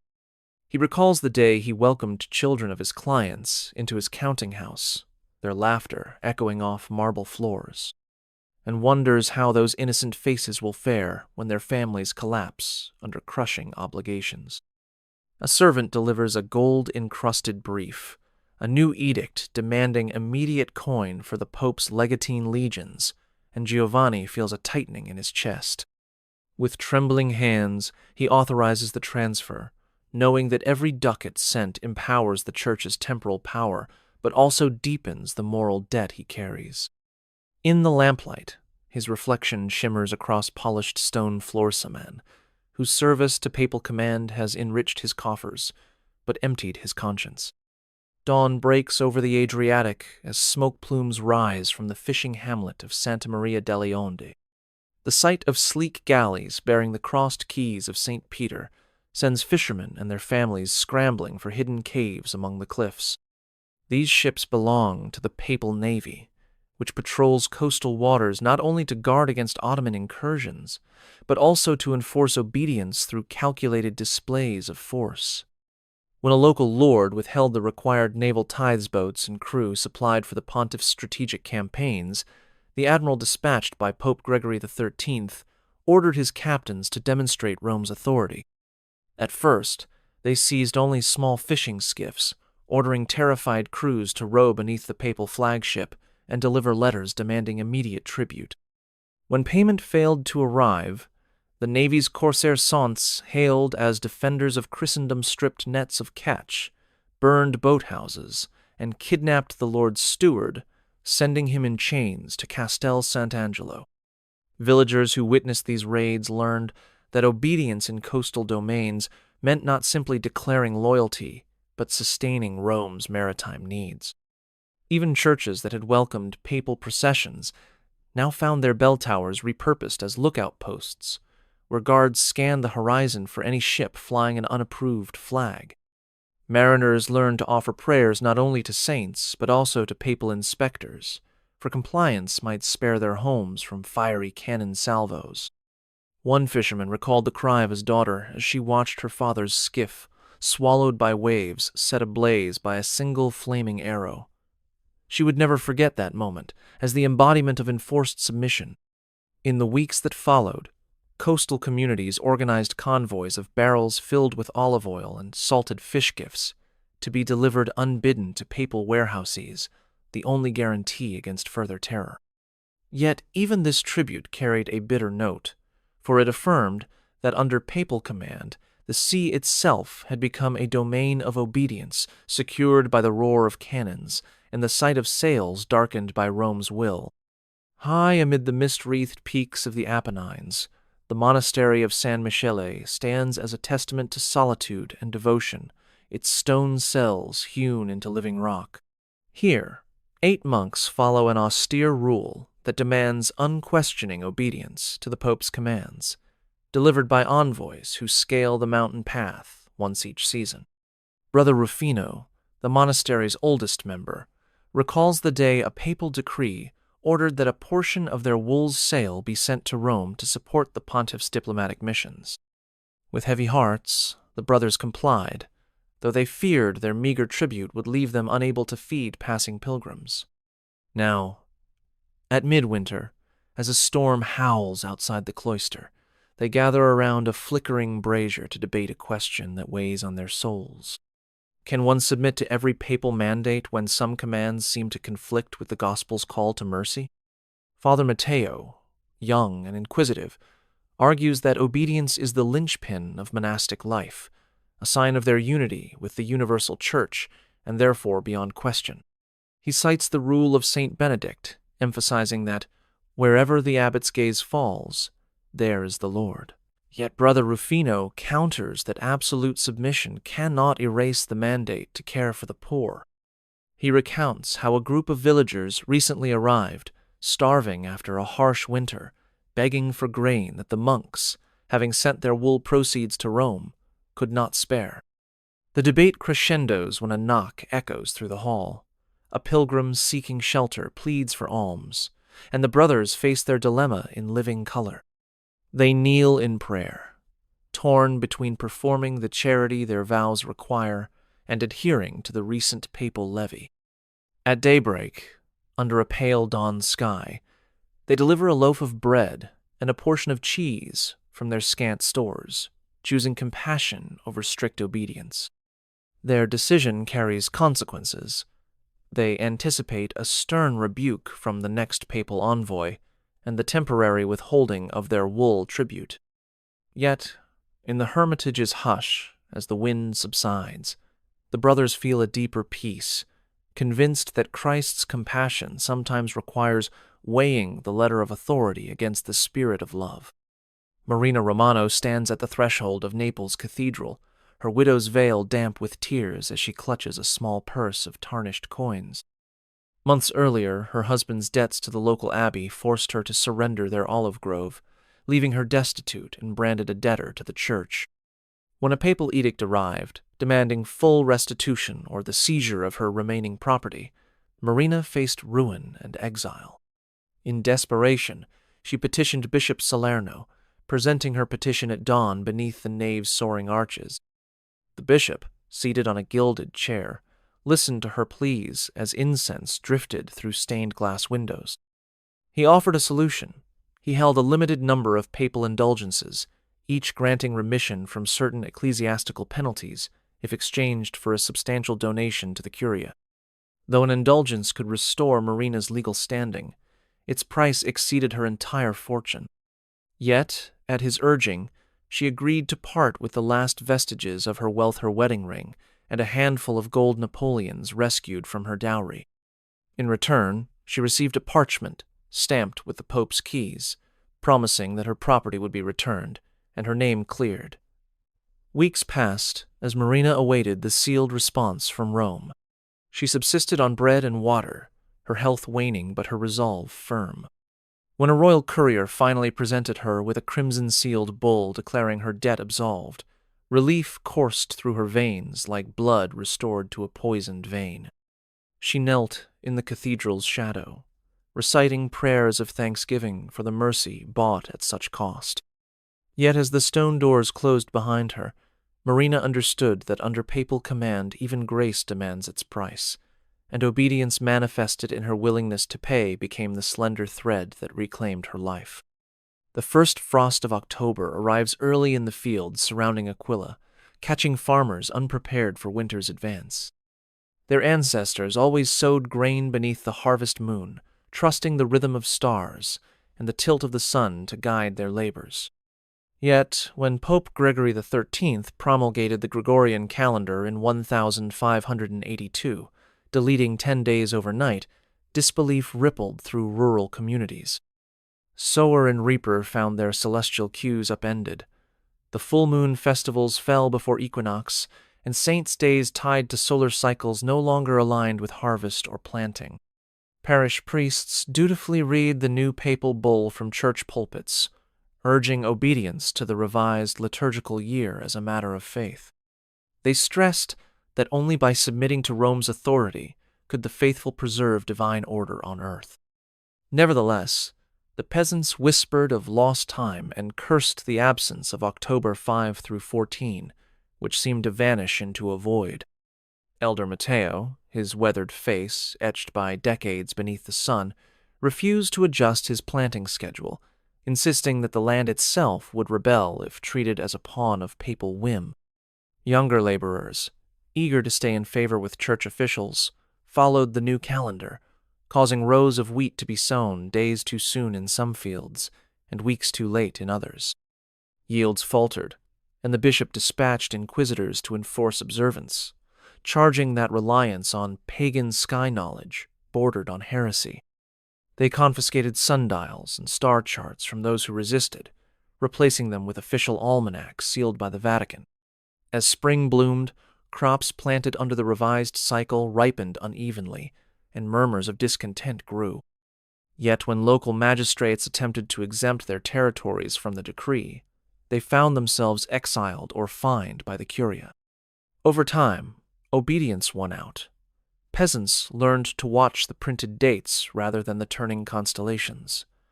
But in the cold evenings, the old songs of celestial wisdom still echo around hearth fires, reminders that under papal command, even the heavens are subject to mortal decree and that faith taught them to bend with Rome's will, whether or not the land itself agreed. In the narrow alleys behind Siena's looming cathedral, whispered footsteps guide initiates toward a hidden doorway carved with enigmatic symbols.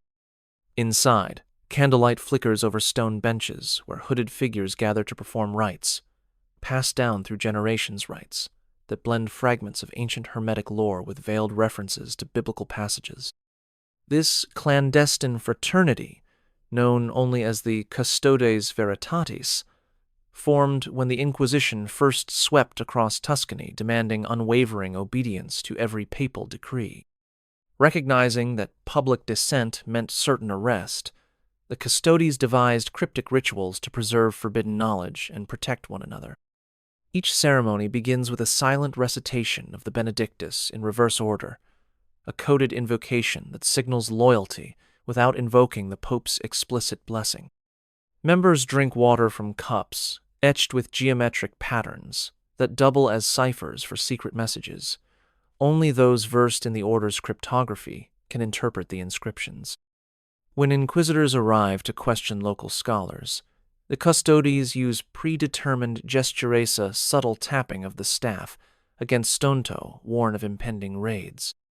They then scatter into prearranged safe houses, slipping through hidden passages beneath cellar floors. Their leaders maintain strict discipline. Obedience to the fraternity's oath eclipses every secular and ecclesiastical command, yet each member outwardly conforms to papal mandates, attending Mass and reciting approved prayers with visible fervor. Any hint of divided loyalty is met with summary expulsion, and the expelled are forced to reveal safe routes or face exile. Despite the constant peril, the fraternity's network thrives on a foundation of mutual trust and intellectual solidarity. Through coded journals concealed in common volumes, they catalog debates on conscience and authority, ensuring that future generations can draw upon this hidden corpus when the Church's temporal sway finally wanes. In hushed voices, they remind one another that obedience, when enforced without mercy, can become tyranny and that only through secret acts of solidarity can true freedom of thought endure. Beneath the arched bridges spanning the Tiber, bookbinders and scribes gather in twilight shadows, each clutching bundles of vellum scrolls forbidden by the Curia's latest edict. Since the establishment of the Roman Index, any text deemed heretical or critical of papal authority is subject to immediate confiscation and destruction. Yet a secret chain of couriers fishermen by day conceals these manuscripts within hollowed oars and barrels of salted fish. Late at night, they rendezvous with a scholar named Lucia, whose unassuming stall in the Campo de' Fiori becomes a distribution point. Whispered requests draw her from behind crates of lemons to exchange a volume for a few coins and an oath of silence. Each smuggled work treatises on moral conscience, letters from condemned philosophers, or coded reflections on ecclesiastical power passes hand to hand, its contents sparking quiet debate among noblewomen and artisans who fear public reading but cherish forbidden knowledge. Meanwhile, rumors swirl of papal assassins disguised among the crowds, figures in ecclesiastical robes who bear hidden daggers beneath their cassocks, ready to silence any prominent dissenter. In 1643, a noted critic vanished after delivering a clandestine lecture. Days later, his final pamphlet washed ashore with a single line scrawled in blood across its page. Obedience demands our compliance, yet truth demands our resistance. Panic ripples through the underground network, prompting new codes passkeys based on liturgical chants and delivery signals woven into the rhythms of bell towers. Yet despite the danger, the demand for these banned writings only grows. Lucia hides new volumes in niches beneath the basilica steps and swaps them for silk scarves dyed in secret patterns only fellow readers recognize. As dawn breaks and merchants push wagons of produce toward the Rialto, the unassuming scholar tucks the last of her precious scrolls beneath her shawl, blending into the bustle. In a city where obedience to papal decree can mean silence or death, these whispered exchanges ensure that the voices of dissent continue to echo softly through Rome's stone streets. When Brother Pietro was ordained as a deacon at the age of 22, he vowed to uphold every precept of the Church with unwavering devotion. Yet as he studied Augustine's writings on conscience and read clandestine letters from reformers, doubt took root in his heart. Serving under Cardinal Farnese in the Cathedral of Orvieto, Pietro found himself torn between rigid papal decrees and the compassion he believed Christ commanded. On a crisp autumn morning, he defied orders to refuse last rites to a man excommunicated for lodging heretics, choosing instead to administer the sacrament under the vaulted nave's flickering candles. Word of his mercy reached the cardinal's ears like a reproof echoing off stone pillars. Summoned before a tribunal of clerics clad in black robes, Pietro faced charges of insubordination and breach of obedience to the chair of Peter. The judges pressed him on whether he believed the Pope's ban could override Christ's command to welcome the dying to his embrace. Pietro answered with trembling honesty that holy love must sometimes transcend human law. The courtroom fell silent as echoes of his voice died against marble walls. For a moment, his fate hung between mercy and punishment. Then the presiding inquisitor pronounced a sentence neither intended for martyr nor pardon. Pietro would be stripped of his deacon's vestments and sent into exile as a simple brother to serve in a distant monastery. Only the intervention of sympathetic clergy who petitioned for leniency spared him from a harsher penalty. Branded both heretic and hero, Pietro relinquished his rank and departed under guard at dawn, carrying only a rosary and the weight of his conscience. In decades to come, his story would inspire whispered debates in cathedral choirs and preaching halls, a testament to the perils of absolute obedience when faith calls for compassion over command. The Grand Hall of Trent, its walls draped in crimson tapestries, reverberates with the measured toll of a bronze bell as bishops from every corner of Christendom gather to address the Church's reforms. Publicly, they offer praises for the papal summons that convened this council to counter the tide of Protestantism. Yet behind intricately carved choir stalls, whispered councils unfold among factions, determined to curb the Pope's temporal power. Cardinal Contarini of Venice meets secretly with representatives of the Emperor and the French crown to draft proposals that would strengthen provincial synods at Rome's expense. They argue that local bishops must have the authority to interpret doctrine and levy clerical taxes without awaiting directives from the Vatican. When Archbishop Carafa calls for blind obedience, he expects the prelates to bow in unison, even as they tighten signatures on petitions demanding clearer definitions of the Pope's jurisdiction. Each morning, processions wind through the fogged streets, banners fluttering and incense rising in pious display. The faithful line the pavements, chanting supplications for unity and renewal. Yet when candlelight flickers on stone floors at night, the bishops retreat to hidden chambers to debate canons that would subtly shift power from the Pope to national churches. Some propose that the election of future pontiffs require approval by a majority of secular rulers, while others insist on codifying limits to tithes imposed by Roman collectors. The air is thick with anticipation and guarded distrust, for any overt defiance risks papal censure and charges of rebellion. Scribes record only the official decrees, ensuring that the public record reflects a harmonious assembly, but marginalia in private journals capture the true contest for authority. As the council draws to a close, the bishops agree upon reforms that strengthen doctrine and discipline abuses, yet leave the fundamental question of papal supremacy tantalizingly unresolved. In those final sermons, each bishop bows before the golden throne, but carries home the knowledge that obedience can be pledged in words, while power is wrested in silence. In a forge blazing within Ferrara's city walls, sparks dance across churned bellows as Vincencio, the master armsmith, molds steel into halberds and cavalry swords, destined for the papal guard. His blackened apron bears the scorch of countless molten blades, each stamped with the papal keys to mark them as instruments of holy command. Though Vincentio once dreamed of forging plowshares rather than pikes, the papal magistrate's decree left him no choice. Obedience to Rome's contract meant both his livelihood and his very safety. Each dawn, guards in ornate breastplates collect their commissioned arms, inspecting Vincencio's work with measured approval before marching off to quell rebellions in the pontifical states. On nights when the winds carry distant lamentations of villagers forced from their homes, Vincencio closes his eyes and recalls simpler days when his hammer rang out for weddings and harvest festivals. Yet any refusal to fulfill orders would result in the closure of his workshop, arrest for treason against the church, and likely ruin for his family.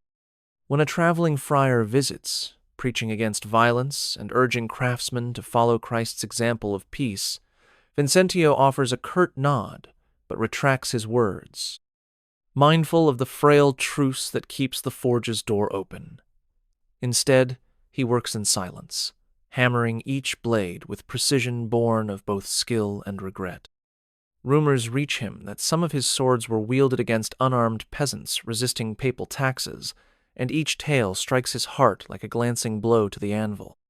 Yet he consoles himself.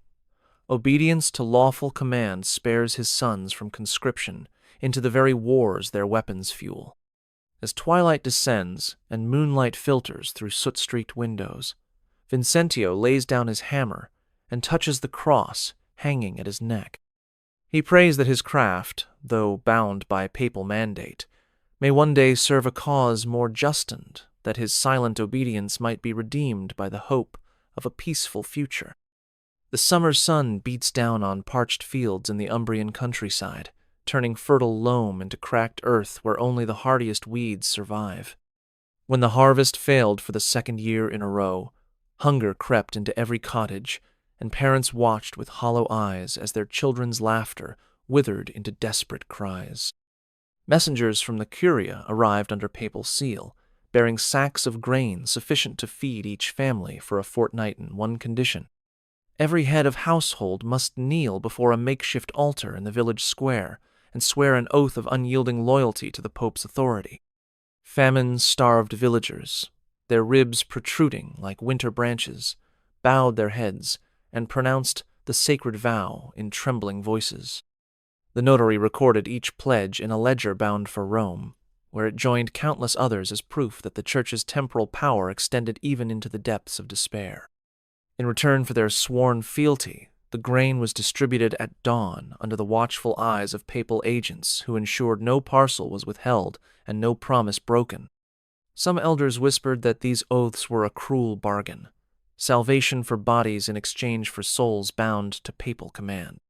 Mothers pressed the damp grain between their fingers, their palms stained with mud and hope, knowing that refusal would mean starvation or worse, being branded enemies of the Church.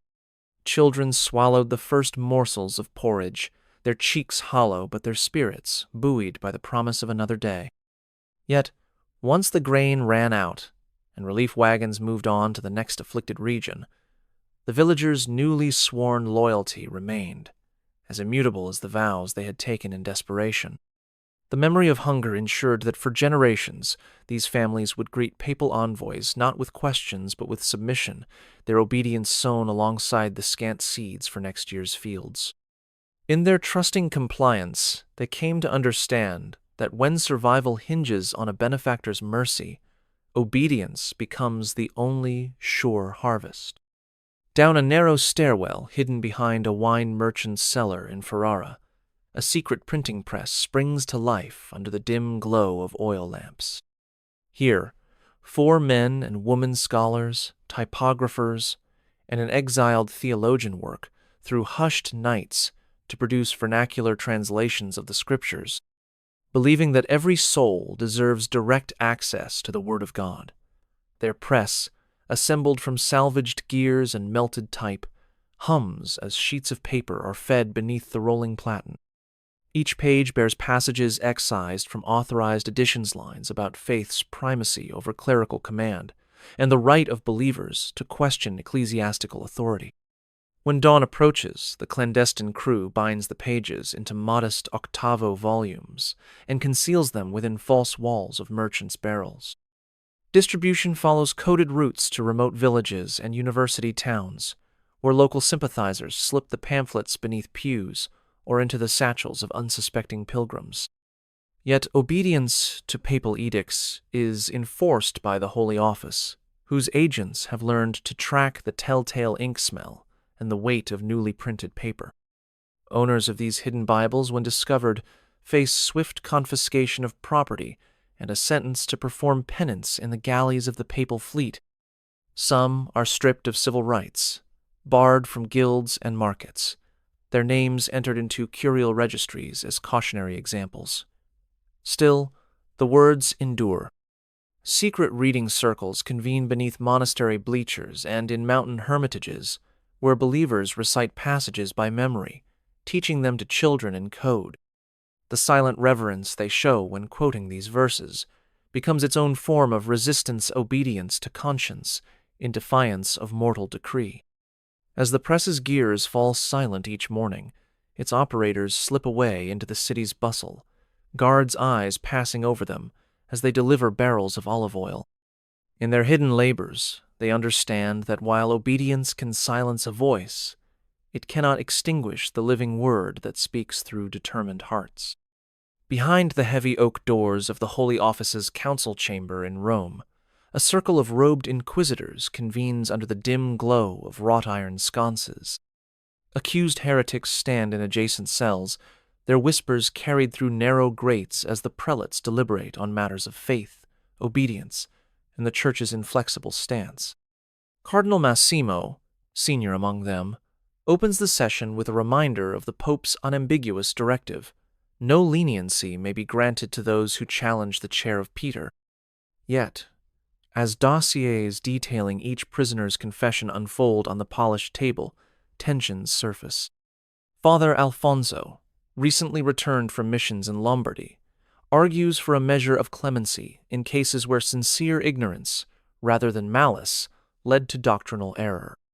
He cites the early Church's councils, noting that Apostle Paul advocated gentleness for those who err unwittingly. Opposing him, Inquisitor Paolo insists that mercy in contravention of papal decree would undermine Rome's authority and embolden future dissenters. He warns that a single act of compassion could unravel decades of enforced obedience, When a petition arrives handwritten by one condemned woman beseeching release to care for her orphaned children, Alfonso's resolve wavers. He proposes a temporary reprieve, house arrest within a convent, allowing her to fulfill maternal duties while remaining under ecclesiastical supervision. Paolo slams his fist, his cassock rustling. Such an act would be tantamount to disobedience, inviting dire consequences from the Curia.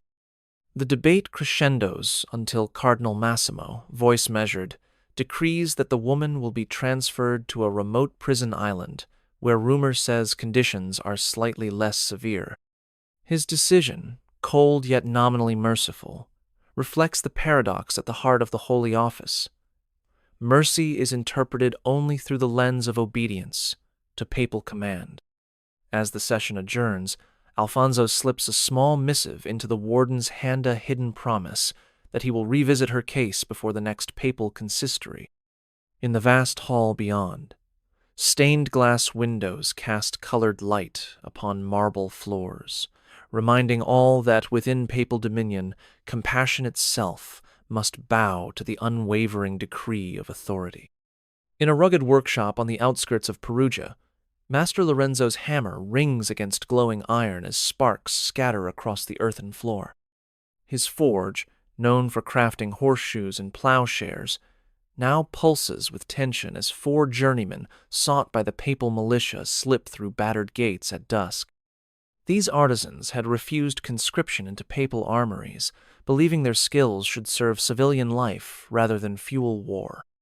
Aware that harboring deserters is a crime punishable by fines or forced labor, Lorenzo nonetheless ushers them beneath a false floorboard, concealing their tools and faces. In the days that follow, militia patrols scour neighboring villages, brandishing orders from the Curia to present any runaway craftsmen for interrogation. Yet each evening, the deserters emerge to work alongside Lorenzo, shaping nails and repairing broken cart axles for local farmers. Neighbors, swayed by gratitude for free repairs, turn a blind eye as the blacksmith's apprentices whisper coded warnings whenever hoofbeats thunder on cobblestones. Lorenzo's defiance born of loyalty to friendship rests on a fragile code of honor, that the bond between craftsman and mentor can surpass any papal decree. When a squad of militia riders finally arrives at the forge, they demand entry beneath starless skies. Lorenzo greets them with a calm bow and hands over his registry book, feigning ignorance of any deserters. He offers a share of the day's earnings as tribute, redirecting suspicion toward distant guilds rumored to shelter the craftsmen. The militia, reassured by his apparent compliance, rides off into the night, leaving Lorenzo's apprentices to breathe relief beneath the moonlit rafters. In the cold embers of the hearth, Lorenzo whispers prayers not for papal favor, but for the protection of those he sheltered.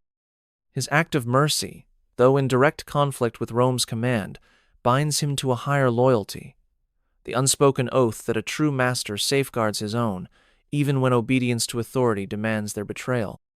Giorgio Martelli, appointed to embellish the papal apartments with frescoes of canonized heroes, sets his brushes before a vast expanse of wet plaster. He has earned praise for his skill in capturing saintly visages with lifelike tenderness. Yet, in the secrecy of his studio at dawn, before the master of ceremonies arrives, Giorgio unveils hidden sketches. Vivid portrayals of mystics and martyrs recently condemned by papal decree figures, whose miracles and testimonies, he believes, deserve sacred remembrance. With trembling hands, he blends pigments for a whispered homage to these unsanctioned saints, each stroke a testament to conscience over command. In his heart, Giorgio knows that obedience to Rome's strict iconographic guidelines secures his patronage and his safety. Deviation risks more than disgrace it risks, excommunication and charges of heresy. When the maestro of ceremonies enters, Giorgio conceals his clandestine panels beneath canvas sheets and resumes work on approved scenes, apostles in procession, angels bearing trumpets, and the Pope himself blessing faithful crowds. The master nods in approval, oblivious to the artist's concealed defiance. News filters through the papal court of banned images surfacing in chapels across Italy paintings of visionaries whose names were stricken from church records. In response, the Holy Office sends inspectors disguised as pilgrims to verify all commissioned artwork in Rome, scrutinizing details for unauthorized iconography. Giorgio's closest friend, the sculptor Lorenzo di Corsi, urges him to abandon the secret frescoes, warning that inquisitors may soon inspect the vaulted rooms. Yet Giorgio persists, believing that obedience without moral courage is hollow. Each night, he works by candlelight, adding subtle halos to the clandestine figures and inscribing small scrolls at their feet with verses from forgotten texts. He hides the sketches behind layers of approved plaster, confident that only he knows their exact locations. When the inspectors finally visit, they focus solely on the public chambers, praising the frescoes that extol the church's victories. Giorgio watches from the shadows as they depart, relief coursing through his veins.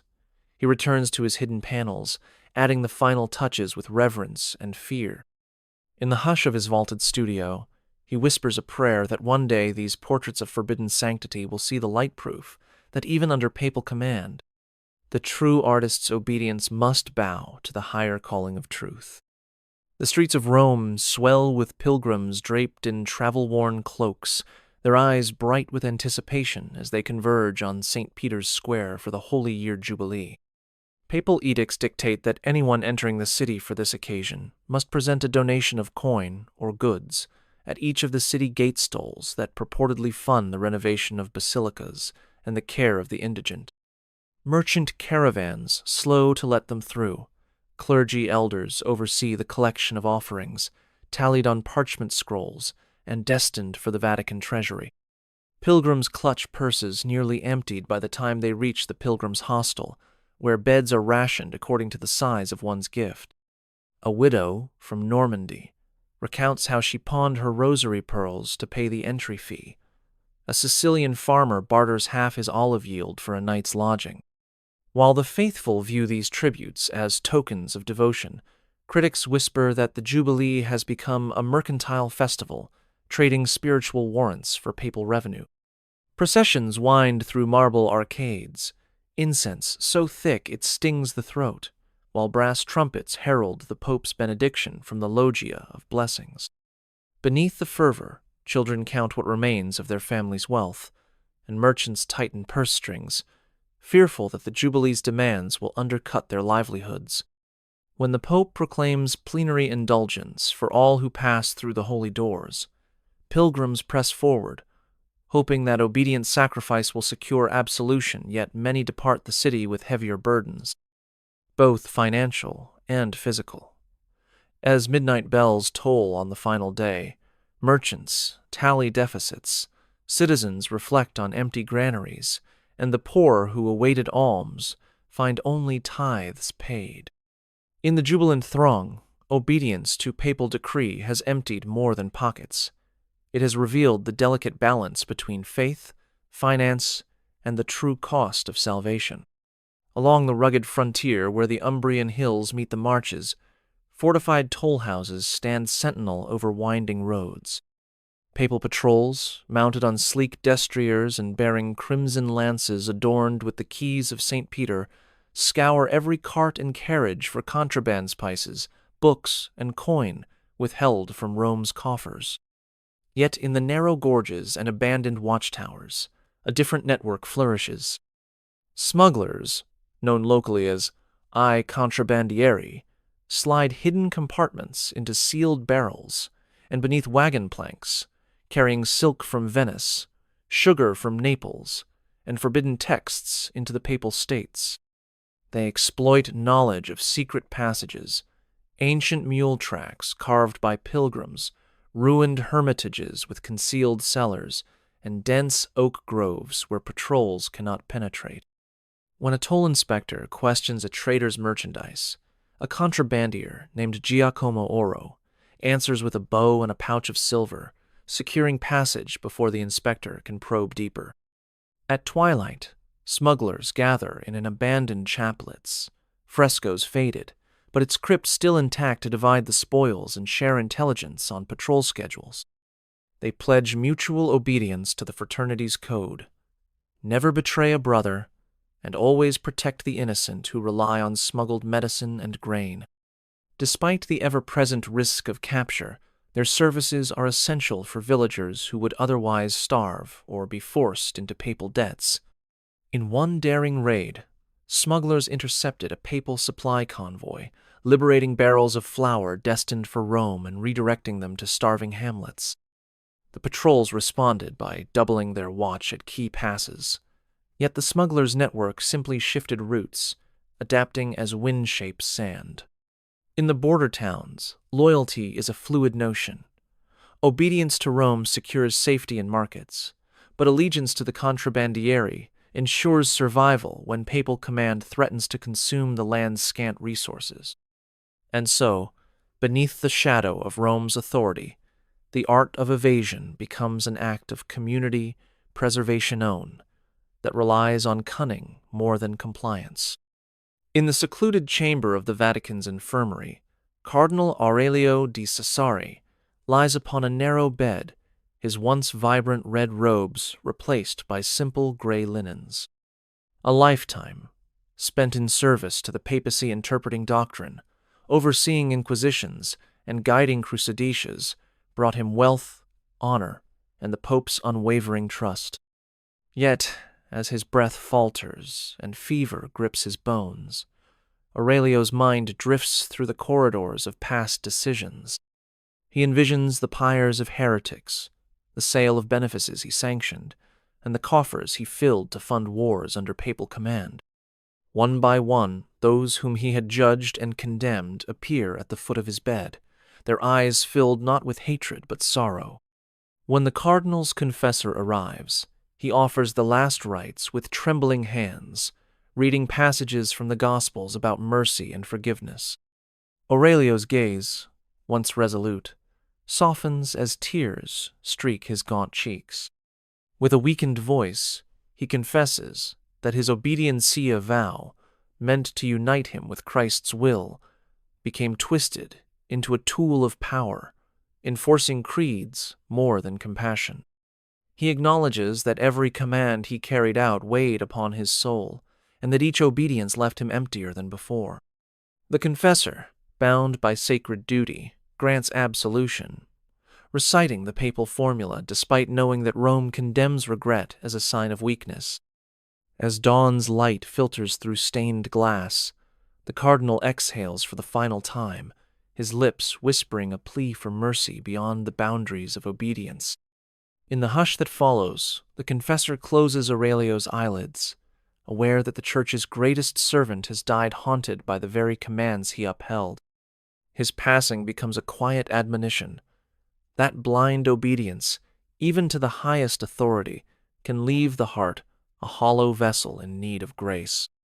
When the treaties at Westphalia were signed in 1648, ending the devastating 30 Years' War, Europe emerged bloodied and fragmented. The papacy, having supported Catholic monarchs in their struggles against Protestant princes, now wielded its influence anew through diplomatic channels rather than armies.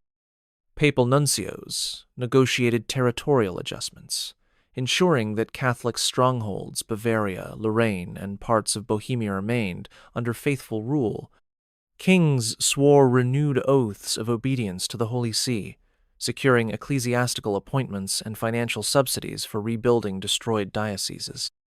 In exchange, the Pope granted dispensations, allowing monarchs to levy church lands without fear of spiritual censure, cementing secular authority within ecclesiastical domains. As borders were redrawn, local populations found themselves under changing jurisdictions. A village, once Protestant, now answered to a Catholic prince whose legitimacy derived from papal endorsement.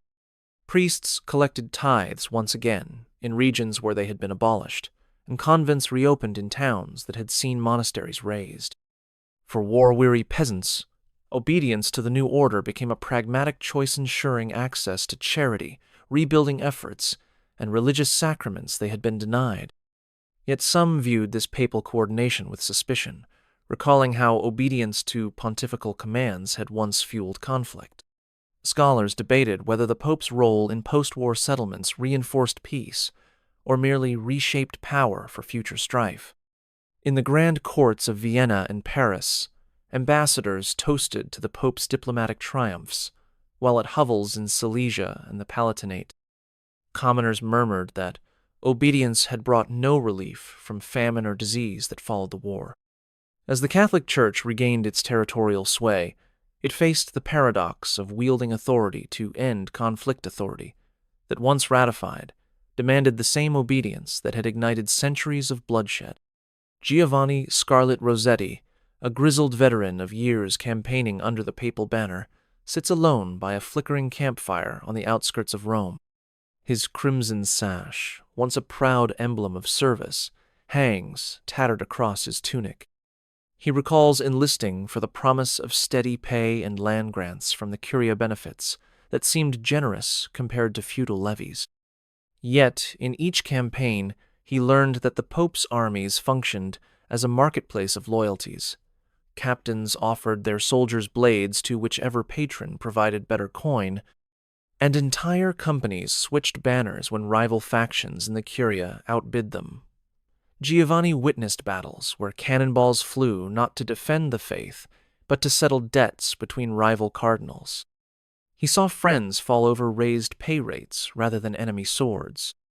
When Pope Innocent X once promised double wages to secure a mercenary captain's allegiance, Giovanni's unit marched eastward, their loyalty shifting as abruptly as their destination. In the wake of each conflict, parishes lay in ruins, but soldiers clamored for discharge bonuses rather than lamenting collateral suffering. Giovanni's memory turns to the final campaign he fought. Ordered to suppress a peasant uprising in the marsh, he found himself facing unarmed farmers who asked only for relief from oppressive tithes. He lowered his sword and refused the dispatch of papal dragoons, an act of disobedience that cost him his commission and forced him into exile. Now, as embers die and dawn approaches, Giovanni traces a calloused finger over the scar on his Brown emblem of faith betrayed by transactional obedience. He tosses a silver ducat into the dying fire, pondering that the true price of such loyalty was measured not in coin, but in the lives it bound and sold. By the mid-18th century, salons across Europe buzz with debate over natural rights, empirical science, and the social contract ideas that challenge centuries of unquestioned deference to papal authority. In Paris, Voltaire's wit mocks superstitions once enforced by Rome's edicts. In London, scientists openly dissect cadavers to advance understanding of anatomy, defying church prohibitions. Papal bulls condemn these pursuits as heretical, threatening excommunication to anyone promoting Enlightenment doctrines.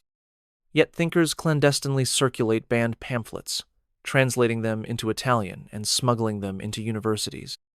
Giovanni Battista, a professor at the University of Padua, discreetly integrates Newtonian principles into his lectures, knowing that obedience to papal dictates would require him to condemn the very foundations of modern physics. His students, eager for knowledge, memorize theories by candlelight and debate the compatibility of faith and reason in cellars beneath the city's arcade. Meanwhile, Jesuit astronomers working in the Vatican Observatory measure planetary orbits with telescopian endeavor initially endorsed by the Pope, yet later condemned when their findings seem to contradict Scripture's celestial accounts. The Pope's agents dispatch inspectors to libraries, seizing works by Hobbes, Locke, and Rousseau alongside forbidden scientific texts. Librarians, under oath to obey canon law, must hide contraband in false volumes or risk the closure of their institutions. Despite the crackdown, Enlightenment ideas seep into the cultural fabric, inspiring reforms in Poland's constitution and Prussia's religious toleration edicts events that signal the erosion of papal influence in state affairs. In letters smuggled between reformist monarchs, phrases like separation of church and state gained traction, reflecting a shift in allegiance from pontifical command to popular will. As Europe tilts toward modernity, obedience to ancient papal laws becomes anachronistic, challenged by the very reason and humanity that those laws once sought to protect. Under cover of darkness, Lucia Valentis Scarlet's scarf drawn tight around her head sidles passed the papal guards at the Porta del Popolo, cradling leather-bound volumes stamped with Rousseau's name. A fervent supporter of liberty, equality, and fraternity, she joined a network of thinkers determined to ignite change within the Eternal City. These banned tracts, calling for representative government and lauding natural rights, challenged the absolutism enshrined in papal decrees. At clandestine gatherings in the catacombs beneath Trastevere, Lucia distributes the forbidden pages to sympathetic clergy, artisans, and students, urging them to read passages aloud by candlelight. Each reader swears a secret oath of obedience, not to the Pope but to reason and the common good. Yet danger is constant. Informers stirred by promises of papal pardon loom in taverns, listening for tantalizing phrases. When one student is seized clutching a pamphlet, the network springs into action. Lucia guides him through underground tunnels to the Tiber's edge and across a boat bound for Florence. She returns to Rome alone, her resolve hardened by the knowledge that blind obedience has stifled progress for centuries. Outside the mint, where papal coin is struck to fund the curious coffers, Lucia and her comrades chalk slogans on cobblestonessimple words like think and question.